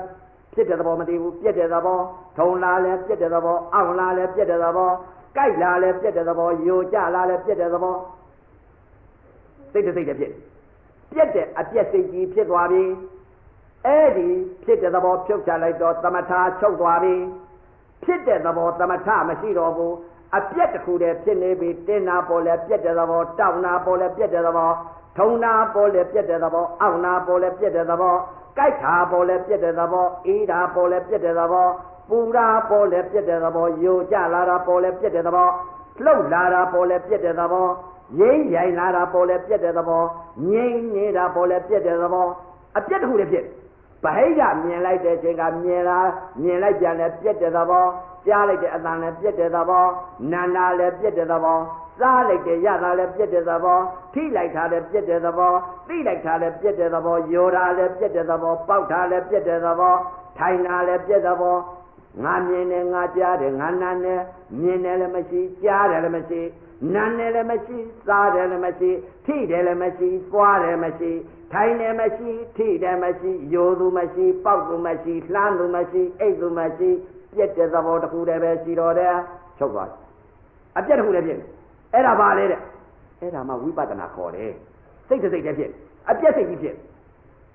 အပြက်စိတ်ကြီးအဲ့ဒါပါလေတဲ့ဝိပဿနာပညာလို့ခေါ်တယ်ကဲအပြက်နယ်ကြီးတော့ရောက်တလောကလုံးပြက်တာကြီးဖြစ်မြင်တာလည်းပြက်ကြားတာလည်းပြက်နာနာလည်းပြက်စားတာလည်းပြက်ထိတာလည်းပြက်သိတာလည်းပြက်ယိုတာလည်းပြက်ပေါက်တာလည်းပြက်ထိုင်တာလည်းပြက်အိတ်တာလည်းပြက်အကုန်ပြက်ကြီးပြက်တဲ့သဘောကြီးတဲ့အပြက်နယ်ကြီးတဲ့မနေချင်တော့စိတ်ကပြက်ကုန်ပြက်ခွင့်ကိုမရတော့ဘူးစိတ်ကပြက်ကုန်မှာကိုအမြင်တဲ့ဥစ္စာတွေကပြက်တာမဟုတ်ဘူးဒီစိတ်ကပြက်တာစိတ်လို့ဒီဗဟိတကပြက်တာမဟုတ်တော့ကြတချို့ကဒါပြက်တယ်လို့ထင်တယ်စိတ်ကိုဖြက်ပြက်ဒကမာကြီးတွေတော်တော်ကြာကြတော့ဒကမာကြီးတွေတခါတော့ဟောဒကမာကြီးဟိုပညာလို့ဆိုရင်ဟိုကြောင်းမကြီးဟာဥပဇင်းတို့ အခုပသိမ်တိုက်ခွဲမှာဟိုနိုင်ကဆိုတဲ့တင်ထားတယ်ဒကမာကြီးတော်တော်ကြာဟိုသူ့ဟိုစစ်တပ်သွားပြန်တော်ကြာစစ်တပ်ကပြန်လာပြန်စစ်တပ်ကပြန်လာပြီးဒီမြင်မြန်တော်ကြာဒကမာကြီးကစစ်တပ်ပြန်သွားပြန်တော်ကြာပြန်လာပြန်ဒကမာကြီးကပြက်တာမဟုတ်ဘူးစိတ်ကပြက်တာဘယ်မှာလဲဒကမာကြီးကပြက်တာတော်တော်ကြာရင်မနဲ့ပြန်လာပြန်ညကြတော့ပြန်သွားပြန်မနဲ့ကြတော့ပြန်လာပြန်အဲ့ဒီပြန်လိုက်သွားလိုက်ပြန်လိုက်သွားလိုက်ပြန်လိုက်သွားလိုက်ပြန်လိုက်သွားလိုက်ဒကမာကြီးကပြက်တယ်မဟုတ်စိတ်ကပြက်အဲ့ဒီစိတ်ကိုပြက်သဘောကိုယူကြသဘောနာကြဒကမာကြီးကပြက်တယ်မဟုတ်အတန်ကလည်းပြက်တယ်မဟုတ်တော်ကြခွေးတန်ကြတော်ကြခွေးတန်ကြတော်ကြခွေးတန်ကြတော်ကြကားတန်ကြတော်ကြကားတန်ကြကားတန်ကြီးကပြက်လို့လားတော်ကြကြာလာလိုက်တော်ကြကြာလာလိုက်တော်ကြကြာလာလိုက်ဘယ်တော့မှမပြက်ဘူးဘုရားကဟောတဲ့စိတ်စေတသိက်ရုပ်နိဗ္ဗာန်ရုပ်ဆိုတာကဓမ္မသဘောကြီးဘယ်တော့မှမပြက်ဘူးခန္ဓာ၅ပါးကလည်းဘာဖြစ်တယ်ပြက်လို့လားခန္ဓာ၅ပါးကလည်းဘာမှမပြက်ဓမ္မသဘောတဲ့ရုပ်ကလည်းဓမ္မတဲ့နာမ်ကလည်းဓမ္မဘုရားဟောထားတဲ့တရားအလကားဟောထားတဲ့တရားမဟုတ်အဲ့တော့ဒကမာကြီးကျောင်းမာကြီးကလည်းပြက်သလားတဲ့မပြက်ဘူးအဲ့ဒီတော့ဘာကပြက်တာလဲတဲ့စိတ်ကပြက်တာအဲ့ဒီအပြက်နယ်ကြီးကိုစိတ်ကပြက်တော့အပြက်နယ်ကြီးကိုမနေကျင်တော့မပြက်တဲ့သဘောရှာတယ်မပြက်သဘောကိုရှာဘယ်လိုရှာလဲတဲ့ကြည်စားအပြက်နယ်ကြီးမှာနေစရာမရှိမြင်တာလည်းပြက်ကြားတာလည်းပြက်နာတာလည်းပြက်စားတာလည်းပြက်စိတ်ပြက်တာရုပ်ပြက်တာမဟုတ်ဘူးစိတ်ပြက်တာနာနာပြက်စားတာပြက်ထိတာပြက်သိတာပြက်ယိုတာပြက်စိတ်ပြက်ကုန်ပြက်တော့မှမပြက်သဘောရှာကြည့်တယ်အပြက်နယ်ကြီးတယ်မှာဘယ်လိုနေရာမှမသိတော့အနာတခါတော့ဘယ်လိုပြက်လာမှစိတ်ကပြက်ပြက်တာရှိရင်မပြက်သဘောကဘယ်လိုလဲတရားမီယာရှာတရားမီယာမပြက်သဘောကိုအပြက်နယ်ကြီးရောက်သွားအပြက်နယ်ကြီးရောက်သွားတော့မပြက်တဲ့သဘောကဘယ်ဟာလဲဆိုပြီးရှာကြည့်တော့အဲ့တော့မှဘာရှာလဲမပြက်သဘောကိုတရားမီယာနာရှာနာကပြက်တာနာတရားမီယာရှာမပြက်သဘောကိုရှာပြီးသဘောနာကြခန္ဓာကဥစဉ်လှုပ်လာတဲ့တရားတွေကိုစိတ်တွေကိုပြောနေတာတရားမီရှာပြက်နေတဲ့စိတ်ကိုမပြက်တဲ့သဘောတရားမီယာခေါ်ကိုရမိုးရွာတော့ဘာရှာလဲဆိုတော့ဥပမာပြောတာမိုးကြီးကလည်းသဲလေတွေကလည်းတိုက်မိုးကြီးကရွာလေတွေကလည်းတိုက်တော့ကြပြာတရားမီယာရှာတဲ့ဟောဒီပသိမ်တိုက်ခွဲဆိုတဲ့တိုက်ကြီးတဲ့ဝင်ပြေးတာပဲအဲ့ဒါပါလေဒီတိုက်ထဲရောက်တော့မှမိုးဆူတွေလေစွတ်တာတွေချမ်းတာတွေလုံသွားဘာကြောင့်လဲအဲ့ဒီဥပမာလို့အပြက်စိတ်ကြီးဟာမပြက်တဲ့သဘောကိုလိုက်ရှာတယ်တရားမီယာခိုကိုးရမဲ့နေတဲ့စိတ်ခိုကိုးရမဲ့နေတဲ့စိတ်ဟာခိုကိုးရကိုရှာကြည့်လိုက်တော့သွားတွေ့ခန္ဓာရှာတာကိုခန္ဓာရှာမှတွေ့တာခန္ဓာမရှာဘဲနဲ့အပြင်ဘက်ရှာလို့သင်ညာပဲပညာပဲတွေ့ခန္ဓာရှာလိုက်တော့တွေ့ဩအဲ့တော့မှကြည်စားတရားမီယာဒါပဲရှိပါလားတွေ့ပြီခန္ဓာအစဉ်ရှာကြိုက်တော့ဩကြည်စားအပြက်နယ်ကြီးကနေပြီးတော့နာတရားမီယာမပြက်သဘောရှာကြိုက်မပြက်သဘောရှာကြိုက်တော့ပြက်တဲ့ဟာရှိရင်မပြက်တဲ့သဘောတရားကဘယ်ဟာတော့ရှာတဲ့မပြက်သဘောကိုလိုက်ရှာတရားမီယာမိုးရွာတဲ့ကမိုးလုံတဲ့နေရာရှာသလိုခန္ဓာတွေကိုရှာကြည့်ဘယ်လိုလဲစိတ်ကပြက်နေတော့အဲ့တော့မှခန္ဓာကိုတရားမီယာအိမ်တွေ့ဘယ်လိုတွေ့လဲအပြက်နေကြီးကအပြက်စိတ်ကြီးကတရားမီယာသွားပြီးတွေ့တော့ဩကြည်စားတရားမီယာဒီတစ်ခုတည်းရှိပါငါအပြက်နေကြီးကအပြက်စိတ်ကြီးပဲဒီအပြက်စိတ်ကြီးကတရားမီယာငါခိုကိုးရငါရုပ်ရှာအောင်မှာပဲဆိုပြီးတော့တခါခန္ဓာသုံးသပ်လိုက်တဲ့အချိန်ကသဘောတရားကိုသွားတွေ့ဘယ်သဘောသွားတွေ့လဲခန္ဓာတွေကတင်လာတဲ့သဘောတရားတောင့်လာတဲ့သဘောတရားထုံလာတဲ့သဘောတရားအောင့်လာတဲ့သဘောတရားဩကြီးစားပြက်နေတဲ့စိတ်ဟာကိုဩဒါကိုငါသွားသိတယ်မှာရုပ်ဆိုတဲ့သဘောတရားအစဉ်တစ်ခုပြီးတစ်ခုကျောင်းအမာကြီးမနဲ့ခြေပြန်လာတယ်ညနေကြတော့စစ်တပ်ပြန်သွားပြန်ပြီစစ်တပ်ကမနဲ့ကြတော့ပြန်လာပြီဩစစ်တပ်ပြန်လိုက်သဲအင်ကိုတိုက်ခွဲကိုလာလိုက် တကူပြီးတကူရောက်လာလိုက်ပြန်သွားလိုက်ဒါပြောင်းတတ်တဲ့သဘောတရားတွေပါလားလို့ဆိုတော့အပြက်စိတ်ကြီးဟာကိုရုပ်ပေါ်သွားပြီးမှီလိုက်ဩပြောင်းတတ်တဲ့သဘောတရားလေးပါလားလို့အဲ့ဒီလိုသွားသိဗဟိတအစ္ဆတသဏ္ဍာန်ကဓာတ်ကြီးလေးပါဤသဘောတရားတွေကတခုပြီးတခုပေါ်ပြနေတဲ့သဘောတရားတွေဟာတင်းနာပေါ်ပြလိုက်တဲ့တောက်နာပေါ်ပြလိုက်တဲ့ထုံနာပေါ်ပြလိုက်တဲ့အောက်နာပေါ်ပြလိုက်တဲ့ကြိုက်တာပေါ်ပြလိုက်တဲ့ပေါ်ပြီးပြနေတာကသဘောတရားကဓာတ်ဤလက္ခဏာပါလားဆိုလက္ခဏာမြင်လားဓာတ်လက္ခဏာပြစ္ဆုတ်ပံပေါ်ပြတဲ့သဘောတရားလေးဟာဓာတ်လက္ခဏာပါလားတင်းနာလေးပေါ်ပြတဲ့တောက်နာလေးပေါ်ပြတဲ့ထုံနာလေးပေါ်ပြတဲ့အောက်နာလေးပေါ်ပြတဲ့ကြိုက်တာလေးပေါ်ပြတဲ့ကြက်တာလေးပေါ်ပြတဲ့ရိုးကြလာတာလေးပေါ်ပြတဲ့ပေါ်ပြတတ်တဲ့သဘောတရားလေးပြစ္ဆုတ်ပံဓာတ်ဤလက္ခဏာပါလားဓာတ်လက္ခဏာတွေ့သွားရုပ်ဤသဘောတရားကဘာလဲအစဉ်ပြောင်းရွှေ့နေတဲ့သဘောတရားပါလားတင်းနာကနေတောက်နာပြောင်းတတ်တဲ့သဘောတောက်နာကနေပြီးထုံနာပြောင်းတတ်တဲ့သဘောအောက်နာကနေပြီးကြိုက်တာပြောင်းတတ်တဲ့သဘောပေါ်ပြီးတော့ပြစ္ဆုတ်ပံပေါ်တဲ့သဘောတရားကဓာတ်လက္ခဏာပြီးပါပြောင်းတတ်တဲ့သဘောတရားလေးကရုပ်ဤပြောင်းတတ်တဲ့သဘောတရားလေးကရုပ်ဤသဘာဝလက္ခဏာသူသဘောကဘာလဲသဘာဝကပြောင်းတတ်တဲ့ရုပ်ဆိုတာပြောင်းတတ်တဲ့သဘောဒကမာကြီးပြောင်းနေတယ်လို့ကျောင်းမကြီးပြောင်းနေလို့မနဲ့ချေလာလိုက်ညကြီးကြတော့စစ်တပ်ပြန်သွားအဲ့ဒါဘာလဲတဲ့ပြက်တာခေါ်မလားပြောင်းတာခေါ်မလားဒကမာကြီးတွေပြောင်းတာခေါ်ပါအဲ့ဒါရုပ်ဆိုတာပြောင်းတတ်တဲ့သဘောရှိအဲ့ဒီလိုသဘောတရားတွေသိရပြက်တာမဟုတ်ဘဲနဲ့ပြောင်းတတ်တဲ့သဘာဝကိုသိရအဲ့ဒီလိုသိလိုက်ပြီဆိုတော့တလောကလုံးကိုအစ္ဆတသဏ္ဍာန်က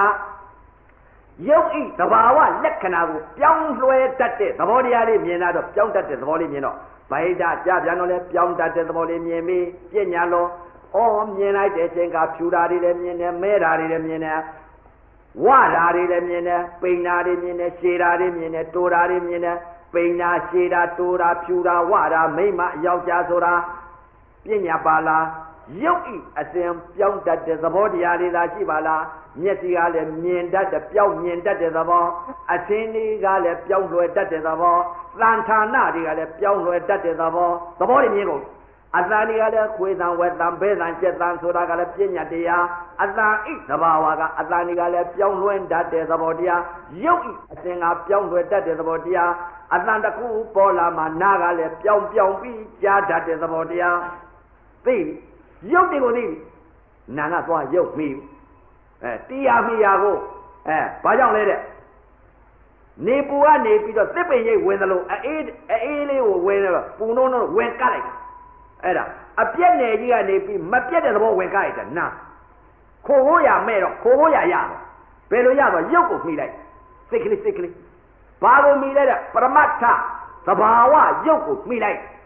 ပြောင်းတတ်တဲ့သဘောတတ်တဲ့ကလေးပေါ့အဲ့ဒီပေါ်မှာတရားမိရသွားရနာလက်ဦးတော့စိတ်ကပြက်နေတဲ့စိတ်ကြီး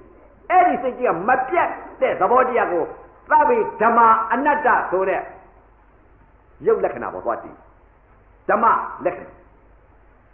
ပြောင်းတတ်တဲ့သဘောလေးပေါ်မှာတည်နေစိတ်ကလေးကညှော့ထားတယ်အဲ့ဒီနာနဲ့ရုပ်နဲ့ဟာရုပ်ကအကြောင်းနာကအကျိုးအခုရုပ်အကြောင်းနာအကျိုးဖြစ်ဘာလဲလက်ဦးတော့ကနာအကြောင်းရုပ်အကျိုး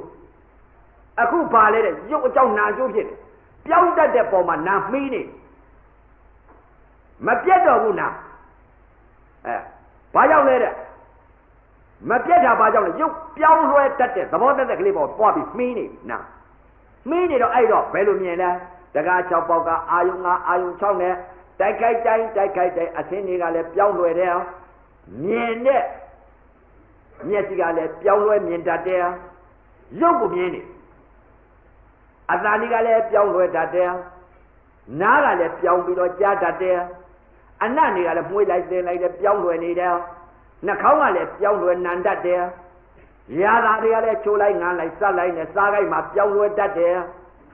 လျှာကလည်းပြောင်းလွယ်တယ်ရသာကလည်းပြောင်းလွယ်တယ်ရုပ်ကိုမြင်နေကိုယ်ကလည်းပြောင်းလွယ်အတွေ့ကလည်းပြောင်းလွယ်ဓမ္မကလည်းပြောင်းလွယ်မနောကလည်းပြောင်းလွယ်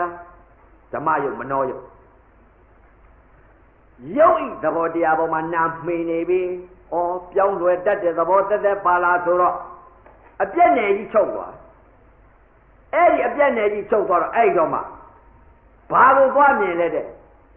သာလိုကတော့ယထဘူတညာသွားမြင်ပြီးလမ်းကြီးပေါ်ရောက်ပြီဒီလိုလမ်းကြီးပေါ်ရောက်ရင်နိဗ္ဗာန်တောင်းမှာ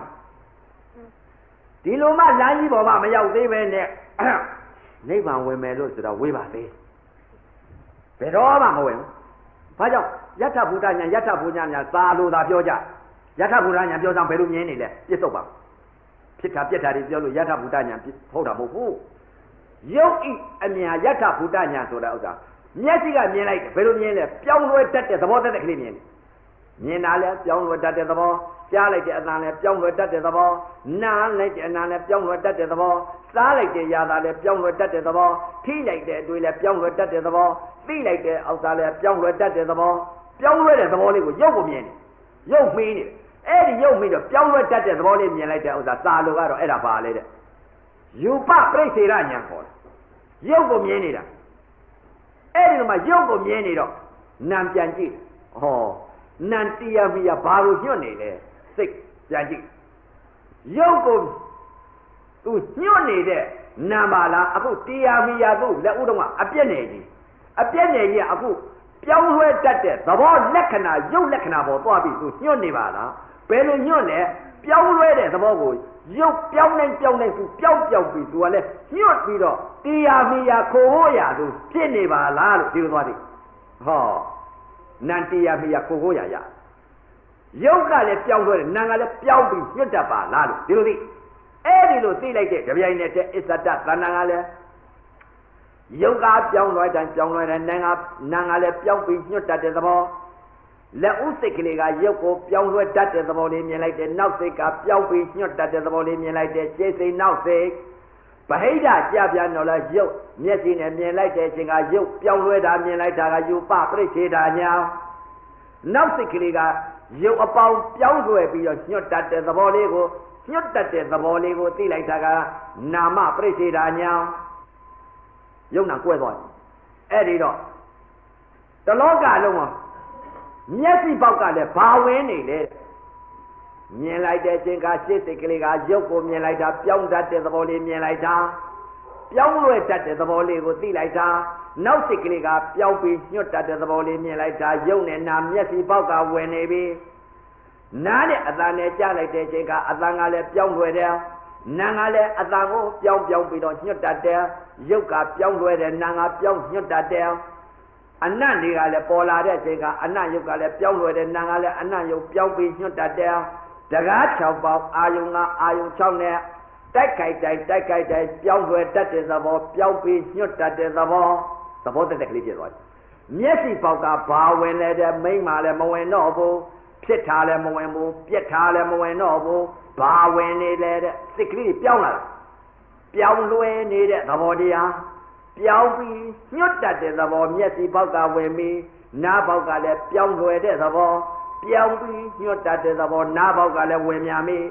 နှာခေါင်းပေါက်ကလည်းပြောင်းလဲတတ်တဲ့သဘောပြောင်းပြီးညွတ်တတ်တဲ့သဘောဘာဝင်လဲပရမတ္ထသဘာဝယုတ်သဘာဝတကား6ပေါက်ဝင်သွားပြီမိမမဝင်တော့ဘူးယောက်ျားမဝင်တော့ဘူးကားတွေမြင်လို့ကားမဝင်တော့ဘူးချောတာတွေမဝင်ဘူးလှတာတွေမဝင်တော့ဘူးဖြူတာတွေလည်းမဝင်တော့ဘူးပြောင်းလဲတတ်တဲ့သဘောရဲ့ပြောင်းပြီးရုပ်အပေါင်းကိုညှက်တတ်တဲ့သဘောရဲ့နာရုပ်ဝင်ပြီးအဲ့ဒီလိုဝင်တော့အပေလွတ်ပါလေဗျယုံနာသိအပေလွတ်ဒီလိုသဘောသိရဲ့စောက်ထဲကယုံနာသိလို့မလွတ်ဘူးစောက်ထဲကယုံနာသိပြီးမျက်စိပေါက်ကမိမမြင်မိမသိလို့ဝင်နေပြီဆိုရင်လေးပဲထောက်ပြီးမိုးကြောခိုင်းတော့ဘာကြောင့်လဲတဲ့မိမမြင်တာဟုတ်မိမသိလို့ရှိရင်အမြင်မှားမသွားဘူးလားမိမရဲ့လို့အမြင်မှားမသွားဘူးလားသဘောယုတ်သဘောနာမမြင်ဘူးပညာယုတ်ပညာနာသွားမြင်တယ်ပညာယုတ်မိမယုတ်မိမနာမြင်မယ်ယောက်ျားယုတ်ယောက်ျားနာမြင်မယ်ခွေးယုတ်ခွေးနာမြင်မယ်ဆိုလို့ရှိရင်သုတ်တာရအောင်ယုံနာပြောက်လို့လားအဲ့ဒီမိမယုတ်မိမနာယောက်ျားယုတ်ယောက်ျားနာကားယုတ်ကားနာရေယုတ်ရေနာငါးယုတ်ငါးနာခွေးယုတ်ခွေးနာတိုက်ယုတ်တိုက်နာ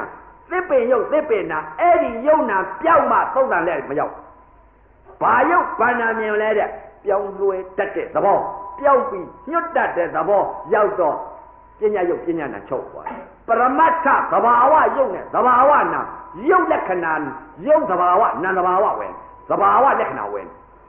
အဲ့ဒီလိုယုံနာပြောက်မှသုတ်တံမရောက်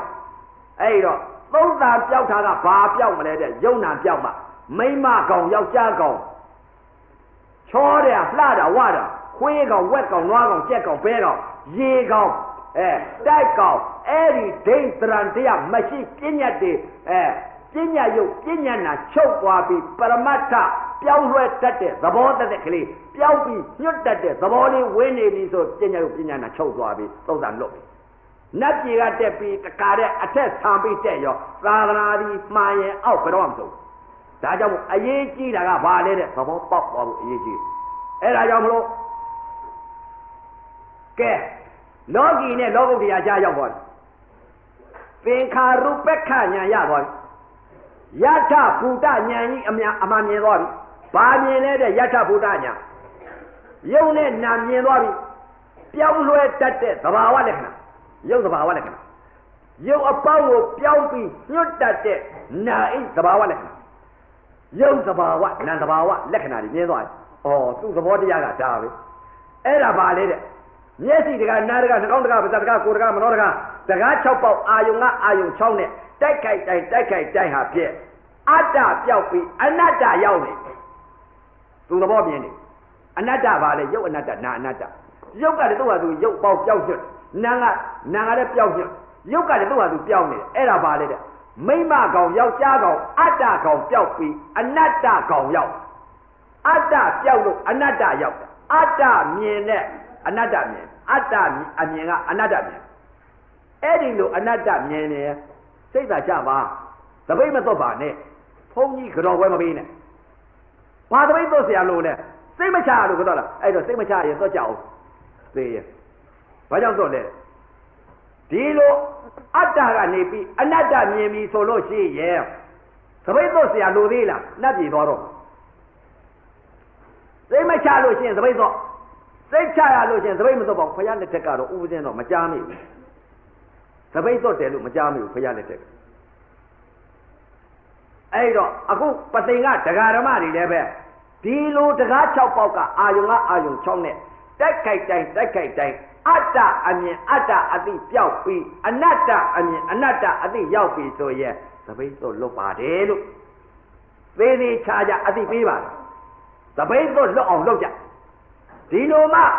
မမြင်မသိတဲ့ပုဂ္ဂိုလ်သင်ညာလေးသိပြီးမိမမြင်မိမသိယောက်ျားမြင်ယောက်ျားသိခွေးမြင်ခွေးသိဝက်မြင်ဝက်သိသင်ညာလေးသိလို့ရှိရင်လေးဘက်ထောက်မိုးကြောခိုင်းတိရစ္ဆာန်တွေခွေးတွေဝက်တွေနွားတွေကျက်စားထားလိုက်တဲ့ဥစ္စာကအမလီမနေဘူးတနေ့ရင်ငါတလောက်ဒီလာအမလီအခုသွန်းကလိုက်တာဒီအားကျွဲကြငါးတွေပါတွေအားကျွဲကျက်သားတွေဝက်သားတွေနဲ့စားထားတာဒုနဲ့သိအဲ့ဒီဒုနဲ့သိစားထားတာဘုံလုံးတစ်လက်ငပြန်တစ်လက်ဖြစ်မှာသို့လို့အရိယာတွေလည်းစားတာပဲစားတော့အသိနဲ့စားပြန်တော့လေအသိလေးဖြစ်သွားပြီအသိတစ်လုံးအမြတ်ဆုံးကိုဘုရားဟောတယ်စားပြန်တော့လေရုပ်ဤသဘာဝနာဤသဘာဝစားပြောင်းလဲတတ်တဲ့သဘောပြောင်းလဲညွတ်တတ်တဲ့သဘောစားပြန်မယ်ထီပြန်တော့လေပြောင်းလဲတတ်တဲ့သဘောပြောင်းလဲညွတ်တတ်တဲ့သဘောရုပ်ဤအနတ္တနာဤအနတ္တရုပ်ဤလက္ခဏာနာဤလက္ခဏာသဘာဝလက္ခဏာတွေမြင်သွားတယ်အဲ့ဒီလိုမြင်တော့အဲ့ဒါဘာလဲတဲ့လောကီနဲ့လောကုတ္တရာကြားအနတ္တလက္ခဏာအနတ္တဆိုတဲ့နိဗ္ဗာန်မဟုတ်သေးဘူးအနတ္တဆိုရင်သူ့သဘောနဲ့သူပြောင်းနေရုပ်ကလည်းပြောင်းနေနာကလည်းပြောင်းညွတ်တယ်ပြောင်းနေလို့ရှိရင်အနတ္တသူ့ဟာသူပြောင်းနေတာသူ့ဟာသူပြောင်းညွတ်တယ်အခုပြောင်းလာသေးရင်နောက်လည်းပြောင်းအောင်မယ်ဆင်းရဲပြီကြည်သာအခုပြောင်းရင်နောက်လည်းပြောင်းအောင်မယ်ဘုရားကဟောထားတာကကြည်သာအဲ့ဒီပြောင်းလွှဲနေတဲ့သဘောတရားကိုဖြစ်ပြက်လို့ပညာလို့တင်စားပြီးဖြစ်ပြက်လို့ပြောပါလားငါသိရမှာကပြစ္ဆုတ်ပါသဘောတရားကပြောင်းလွှဲနေတဲ့သဘောတရားကိုဘုရားကပညာလို့ဖြစ်ပြက်လို့ခေါ်တယ်အဲ့ဒီပြောင်းလွှဲနေတဲ့သဘောတရားကိုသင်္ခါရလို့ပညာလို့တင်စားပြောတယ်အဲ့ဒီပြောင်းလဲနေတဲ့သဘောတရားကိုသူလည်းမဟုတ်ငါလည်းမဟုတ်သူ့ဟာသူပြောင်းနေတာအနတ္တသူသဘောရဲ့လို့ပြောတယ်အဲ့ဒီတော့ဘုရားခေါ်ဟောသမုတ်ထားတဲ့အနိစ္စပညာမမြဲတယ်ဆိုတဲ့ပညာအနတ္တဆိုတဲ့ခေါ်ဟောသမုတ်ထားတဲ့ပညာကိုဖယ်ချလိုက်တယ်ပြစ္ဆုတ်ပါမျက်စိပေါက်ကနေပြီးတော့ပြောင်းလဲတတ်တဲ့သဘောတတ်တဲ့ခရီးဖြစ်ကဲပညာတိလွတ်ကုန်ဘုရားခေါ်ဟောသမုတ်ထားတဲ့အနိစ္စပညာလွတ်သွား ဖယားခေါ်ဟောသမုတ်ထားတဲ့သင်္ခါရဒုက္ခဆိုတော့လေခေါ်စရာမရှိတော့လွတ်သွားဖယားခေါ်ဟောသမုတ်ထားတဲ့ပြဉ္ညာလို့အနတ္တလည်းခေါ်စရာမလိုတော့ပြဉ္ညာတွေဖြစ်ကုန်ပြီဖယားခေါ်တာမမြဲတဲ့တရားသင်္ခါရတရားဒုက္ခတရားအဲ့ဒီသင်္ခါရလည်းဒုက္ခအဲ့ဒီသင်္ခါရလည်းအနိစ္စအဲ့ဒီသင်္ခါရလည်းယုံနေနာအဲ့ဒီသင်္ခါရလည်းသူ့သဘောနဲ့သူပြောင်းလဲနေတဲ့ဥစ္စာကိုအဲ့ဒါကဘာလဲအနတ္တတရားပြစ္ဆုတ်ပါငါသိရမှာကဘာလဲပြောင်းလဲနေတဲ့သဘောတရားလဲပြောင်းလဲညွတ်တတ်တဲ့သဘောတရားရဲ့ဒါသိရမှာပါလားအနိစ္စတင်ညာဒုက္ခတင်ညာမမြဲတယ်ဆိုတဲ့တင်ညာ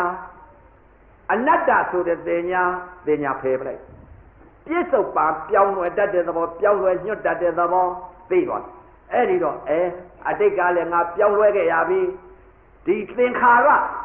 လွတ်မြောက်သွားအောင်သင်္ခါရချုပ်အောင်ပြောင်းလဲနေသေးလို့ရှိရင်ဖြင့်နောက်လည်းငါပြောင်းအောင်ပြောင်းညွတ်လို့ရှိရင်ဖြင့်နောက်လည်းသင်္ခါရဖြစ်အောင်ပါပဲဒီပြောင်းလဲတတ်တဲ့သဘောချုပ်အောင်ဘယ်လိုလဲသူသဘောကြည့်လောကုတ္တရာမဲ့ပြီးတော့မယ်ဒါအနတ္တလောကီနဲ့လောကုတ္တရာကြားထဲမှာအနတ္တလက္ခဏာဉာဏ်လို့ခေါ်တယ်အဲ့ဒါဉာဏ်ရှင်နေတော့မသိပါဘူးစာတတ်တဲ့ပုဂ္ဂိုလ်တွေတော့ဉာဏ်ရှင်သိတယ်ဦးဇင်းတို့တော့စာကမတတ်တော့ဘူပိတ်နေတော့စာလို့မခေါ်တတ်ဘူးခေါ်လိုက်ရင်လည်းပညာတတ်မှားသွားတာပညာဆိုတာခေါ်နေတာခေါ်အမှားကြီးသဘောတရားတွေသိဖို့အရေးကြီးသဘောဟုတ်မှလောကုတ်သဘောမှမသိလို့ရှိရင်ပညာသိနေလို့ရှိရင်အလကားပဲအပေမလို့ဘူးအဲ့ဒီတော့အခုလောကီနဲ့လောကုတ်တရားကြားထဲမှာမရောက်သေးဘူးမဲ့မရောက်သေးဘူးကဲကူးမယ်ရုပ်နဲ့နာယထဘူတဉာဏ်ကြီးကနေပြီးလိုက်လျှောက်တော့မယ်အဲ့ဒီတော့ရှေ့စကုံလို့ပေါ့သွားပါများတော့ခကြီးရောက်တော့လှမ်းတော့မယ်ဘယ်လိုလှမ်းမလဲမက်စိတ်ကြခြင်းတော့ဘယ်လိုဖြစ်တယ်လဲတဲ့အနုလောမတရားခဲဘယ်လိုခဲမလဲခဲမိစိတ်ဆင်းရဲမိဒီဘောကယုံနာဘောကဆင်းရဲတာပြစ္ဆုတ်ပံယုံနာပေါ်နေတဲ့အပေါ်ကဆင်းရဲကြည့်ပြောင်းလဲနေတယ်ပြောင်းပြီးညွတ်နေတယ်ပြောင်းလဲနေရင်နောင်လည်းပြောင်းအောင်ပြောင်းလဲညွတ်နေရင်ဒီယုံနဲ့ဒီနာပြောင်းလဲမယ်ပြောင်းလဲညွတ်မယ်နာယုတ်ဖြစ်တယ်ဒီနာယုတ်ပြောင်းလဲတဲ့နာယုတ်ကိုကသဘောယုတ်တဲ့သဘောနာချုပ်အောင်ပါဒီနာယုတ်ဟာပြောင်းလဲတဲ့သဘောရဲ့ပြောင်းလဲညွတ်တတ်တဲ့သဘောရဲ့အဲ့ဒီတော့မှယုတ်နဲ့နာပေါက်စုပ်ပြီဘယ်လိုပေါက်စုပ်ယုတ်ကလည်းပြောင်းလဲနာကလည်းပြောင်းလဲညွတ်နာယုတ်နှစ်ပါးဟာဖြင့်တထတိဖြစ်နေပါလားယုတ်နဲ့နာနဲ့တထတိဖြစ်နေတာယုတ်ဝေဒနာနာခံစားပါလားခံစားခြင်းသဘောတရားဟာဘာတော့ဆိုပြီးတော့ဒီပေါ်ပြန်ကြည့်လိုက်တယ်ဝေဒနာသွားတွေ့ဝေဒနာတစ်လုံးသွားတွေ့ခံစားတာဝေဒနာပါလားအခုမြင်နေတာကဘာလဲယူပက်ခန္ဓာဒီပေါ်မှာဥသိနေတာကဝေဒနာခံစားမှုသဘောကဝေဒနာနာပါလားသင်ညာတွေပေးနေတာကပူတယ်အေးတယ်လှုပ်တယ်သင်ညာပေးတာကသင်ညာပဲဒီပေါ်ဆွဲလန်းပြီးတော့တခါတည်းပူတာကြီးဆွဲလန်းအေးတာကြီးဆွဲလန်းတခါတည်းခံဝိညာဏံကလေးကတော့ခံစားမှုသဘောဝေဒနာလာရှိပါလားဆိုတော့ပြောင်းလဲတတ်တဲ့သဘောရဲ့ပြောင်းပြီးညွတ်တတ်တဲ့သဘောရဲ့ချုပ်သွားပြီးဘာသွားသိလိုက်တဲ့ဝေဒနာတစ်လုံးနဲ့သွားသိမြင်တာလဲဝေဒနာကြားတာလဲဝေဒနာနာတာလဲဝေဒနာစားတာလဲဝေဒနာထိတာလဲဝေဒနာသိတာလဲဝေဒနာယူတာလဲဝေဒနာပေါက်တာလဲဝေဒနာတွေရပ်သွားမသိကြဘူးယုံနာချုပ်သွားယုံနာလဲချုပ်ရောသုံးတန်လဲမရောက်တော့ဘူးအောက်မြေကြီးမရောက်တော့ဘူးဘယ်ရောက်လဲတဲ့မသိကြသွားမသိလေဝေဒနာတဏှာမကူတော့ဝေဒနာတွေရပ်ဝေဒနာတွေမျက်စိကလည်းဝေဒနာတွေရပ်ပရိစ္ဆသမုပ္ပါရပ်မျက်စိကလည်းဝေဒနာတဏှာမကူဝေဒနာတဏှာမကူတော့ဥပါဒာဖြစ်သေးလားမဖြစ်ဘူးဥပါဒာမဖြစ်တော့ဘဝဖြစ်သေးလားမဖြစ်ဘူးဘဝမဖြစ်တော့ဇာတိဖြစ်သေးလားမဖြစ်ဘူးအဲ့ဒီတော့မျက်စိပေါက်ကလည်းဝေဒနာတွေညမြင်တာလည်းဝေဒနာကြားတာလည်းဝေဒနာနာတာလည်းဝေဒနာစားတာလည်းဝေဒနာထိတာလည်းဝေဒနာသိတာလည်းဝေဒနာယူတာဝေဒနာပေါက်တာဝေဒနာထိုင်တာဝေဒနာတစ်လုံးနဲ့ရတော့ဝေဒနာတစ်လုံးနဲ့ကနေပြီးကဲမက်စိတ်တော့ကြသွားပြီတဲ့မက်စိတ် ဖြစ်ပြီးလို့ message ကြရင်ဖို့စိတ်ဖြစ် message နဲ့ဖို့စိတ်ဟာစိတ်တခဏလေးနဲ့ချက်ချင်းဖြစ်တာ message နဲ့ဖြစ်တော့အဲ့ဒီဝေဒနာကနေပြီးတော့ဝေဒနာဒီနာဤသဘောဘာလို့တတ်တယ်သူသဘောရှိတယ်ဩဒုက္ခခံစားဒုက္ခလည်းမရှိဒုက္ခလည်းမရှိပြစ္ဆုတ်ပါစိတ်ကလေးဝိညာဉ်စိတ်ကလေးကြည့်တယ်ဩဝိညာဉ်စိတ်ကလေးကဓမ္မတက်တက်ကြီးပါလားပြစ္ဆုတ်ပါခံစားခြင်းသဘောတက်ကလေးဖြစ်ဘဝမဖြစ်တော့ဇာတိဖြစ်သေးလားမဖြစ်ဘူးအဲ့ဒီတော့မျက်စိပေါက်ကလည်းဝေဒနာတွေညမြင်တာလည်းဝေဒနာကြားတာလည်းဝေဒနာနာတာလည်းဝေဒနာစားတာလည်းဝေဒနာထိတာလည်းဝေဒနာသိတာလည်းဝေဒနာယိုတာဝေဒနာပေါက်တာဝေဒနာထိုင်တာဝေဒနာတစ်လုံးနဲ့ရတော့ဝေဒနာတစ်လုံးနဲ့ကနေပြီးကဲ message တော့ကြသွားပြီတဲ့ message ဖြစ်ပြီးလို့ message ကြရင်ဖို့စိတ်ဖြစ် message နဲ့ဖို့စိတ်ဟာစိတ်တခဏလေးနဲ့ချက်ချင်းဖြစ်တာ message နဲ့ဖြစ်တော့အဲ့ဒီဝေဒနာကနေပြီးတော့ဝေဒနာဒီနာဤသဘောဘာလို့တတ်တယ်သူသဘောရှိတယ်ဩဒုက္ခခံစားဒုက္ခလည်းမရှိဒုက္ခလည်းမရှိပြစ္ဆုတ်ပါစိတ်ကလေးဝိညာဉ်စိတ်ကလေးကြည့်တယ်ဩဝိညာဉ်စိတ်ကလေးကဓမ္မတက်တက်ကြီးပါလားပြစ္ဆုတ်ပါခံစားခြင်းသဘောတက်တက်ကလေးပြစ္ဆုတ်ပါခံစားတဲ့သဘောတက်တက်ကလေးသာရှိပါလားလို့ပြစ္ဆုတ်ပါသဘောတက်တက်ကလေးရှိဝေဒနာလည်းချုပ်သင်္ခါရလည်းချုပ်ပြစ္ဆုတ်ပါကပရိဓမ္မတက်တက်ကြီးဝိညာဉ်တက်တက်ကလေးဓမ္မစိတ်ကြီးခံစားတယ်မြင်တာလည်းခံစားတယ်ကြားတာလည်းခံစားတယ်နာနာလည်းခံစားတယ်စားတာလည်းခံစားတယ်ထိတာလည်းခံစားတယ်သိတာလည်းခံစားတယ်ယိုတာလည်းခံစားတယ်ပေါက်တာလည်းခံစားတယ်ဧကကရာစိတ်ကလေးတည်သွားတယ်မျက်စိကနေပြီးတော့အထိုးတလဲအတိတ်အနာကပြစ္ဆုတ်ပါကာလာ၃ပါးမျက်စိပေါက်ကလည်းသီလသာသနာသမာဓိသာသနာပညာသာသနာ၃ရပ်တည်အဲ့ဒါသီလသာသနာသမာဓိသာသနာပညာသာသနာလို့ဥပဇင်ကအဖြတ်ဆော့ပြောလိုက်ဥပဇင်တထုံသွားဟောတထုံသွားဟောတော့စာတတ်တဲ့ပုဂ္ဂိုလ်တွေဘယ်လိုပြောလဲဆိုတော့တဲ့သီလသာသနာသမာဓိသာသနာပညာသာသနာလို့ဥပဇင်ကဒီလိုဟောလိုက်သာသနာ၃ရပ်ကိုအတူချုံပြီးဟောလိုက်ဥပဇင်စာမမတတ်ပဲသီလသာသနာသမာဓိသာသနာသီလဝိသုဒ္ဓိစိတ်တဝိသုဒ္ဓိပညာဝိသုဒ္ဓိဒီလိုဥပဇင်ကဟောတယ်သူတို့ကယူလိုက်တော့သီလဝိသုဒ္ဓိစိတ်တဝိသုဒ္ဓိဒိဋ္ဌိဝိသုဒ္ဓိသင်္ခါဝေဒနာဝိသုဒ္ဓိဒီလိုထည့်ရမယ်တော့ဟင်းဒိဋ္ဌိထည့်ဖို့လိုသေးလားလို့သောတာပန်တည်သွားမှာပဲမိစ္ဆာဒိဋ္ဌိပြုတ်သွားတော့သမာဓိဋ္ဌိဖြစ်နေလို့ရှိရင်သမာအတိဟာပညာပေါ့မိစ္ဆာပြောက်လို့သမာဓိဋ္ဌိဖြစ်နေမှသမာဓိဋ္ဌိကဘာလဲတဲ့ပညာပဲအဲ့ဒီတော့ဒီကသဘောဟောတယ်ဟိုကပညာယူဆအဲ့ဒီတော့သဘောနာကြပါလို့ဥပဇင်ကမျက်စိဘောက်ကနေပြီးတော့အထုတလဲလှုပ်ပြီးတော့နိစ္စဂိတဝါဒိတဝိသုကဒသနာဖို့ဖို့မလို့မျက်စိကနေပြီးနာဣသာမြင်ညလက္ခဏာလေးစိတ်ကလေးကိုတီးသွားမြင်တာလည်းခံစားတယ်ဆိုတော့မိမမမြင်တော့လောဘစိတ်လည်းမရှိတော့ဘူးချုပ်သွားပြီဒေါသစိတ်လည်းချုပ်သွားပြီလောဘစိတ်ဒေါသစိတ်မောဟစိတ်အခုချုပ်သွားတော့သီလအထုတည်းလို့ထိနေရမှာလားအဓိသီလ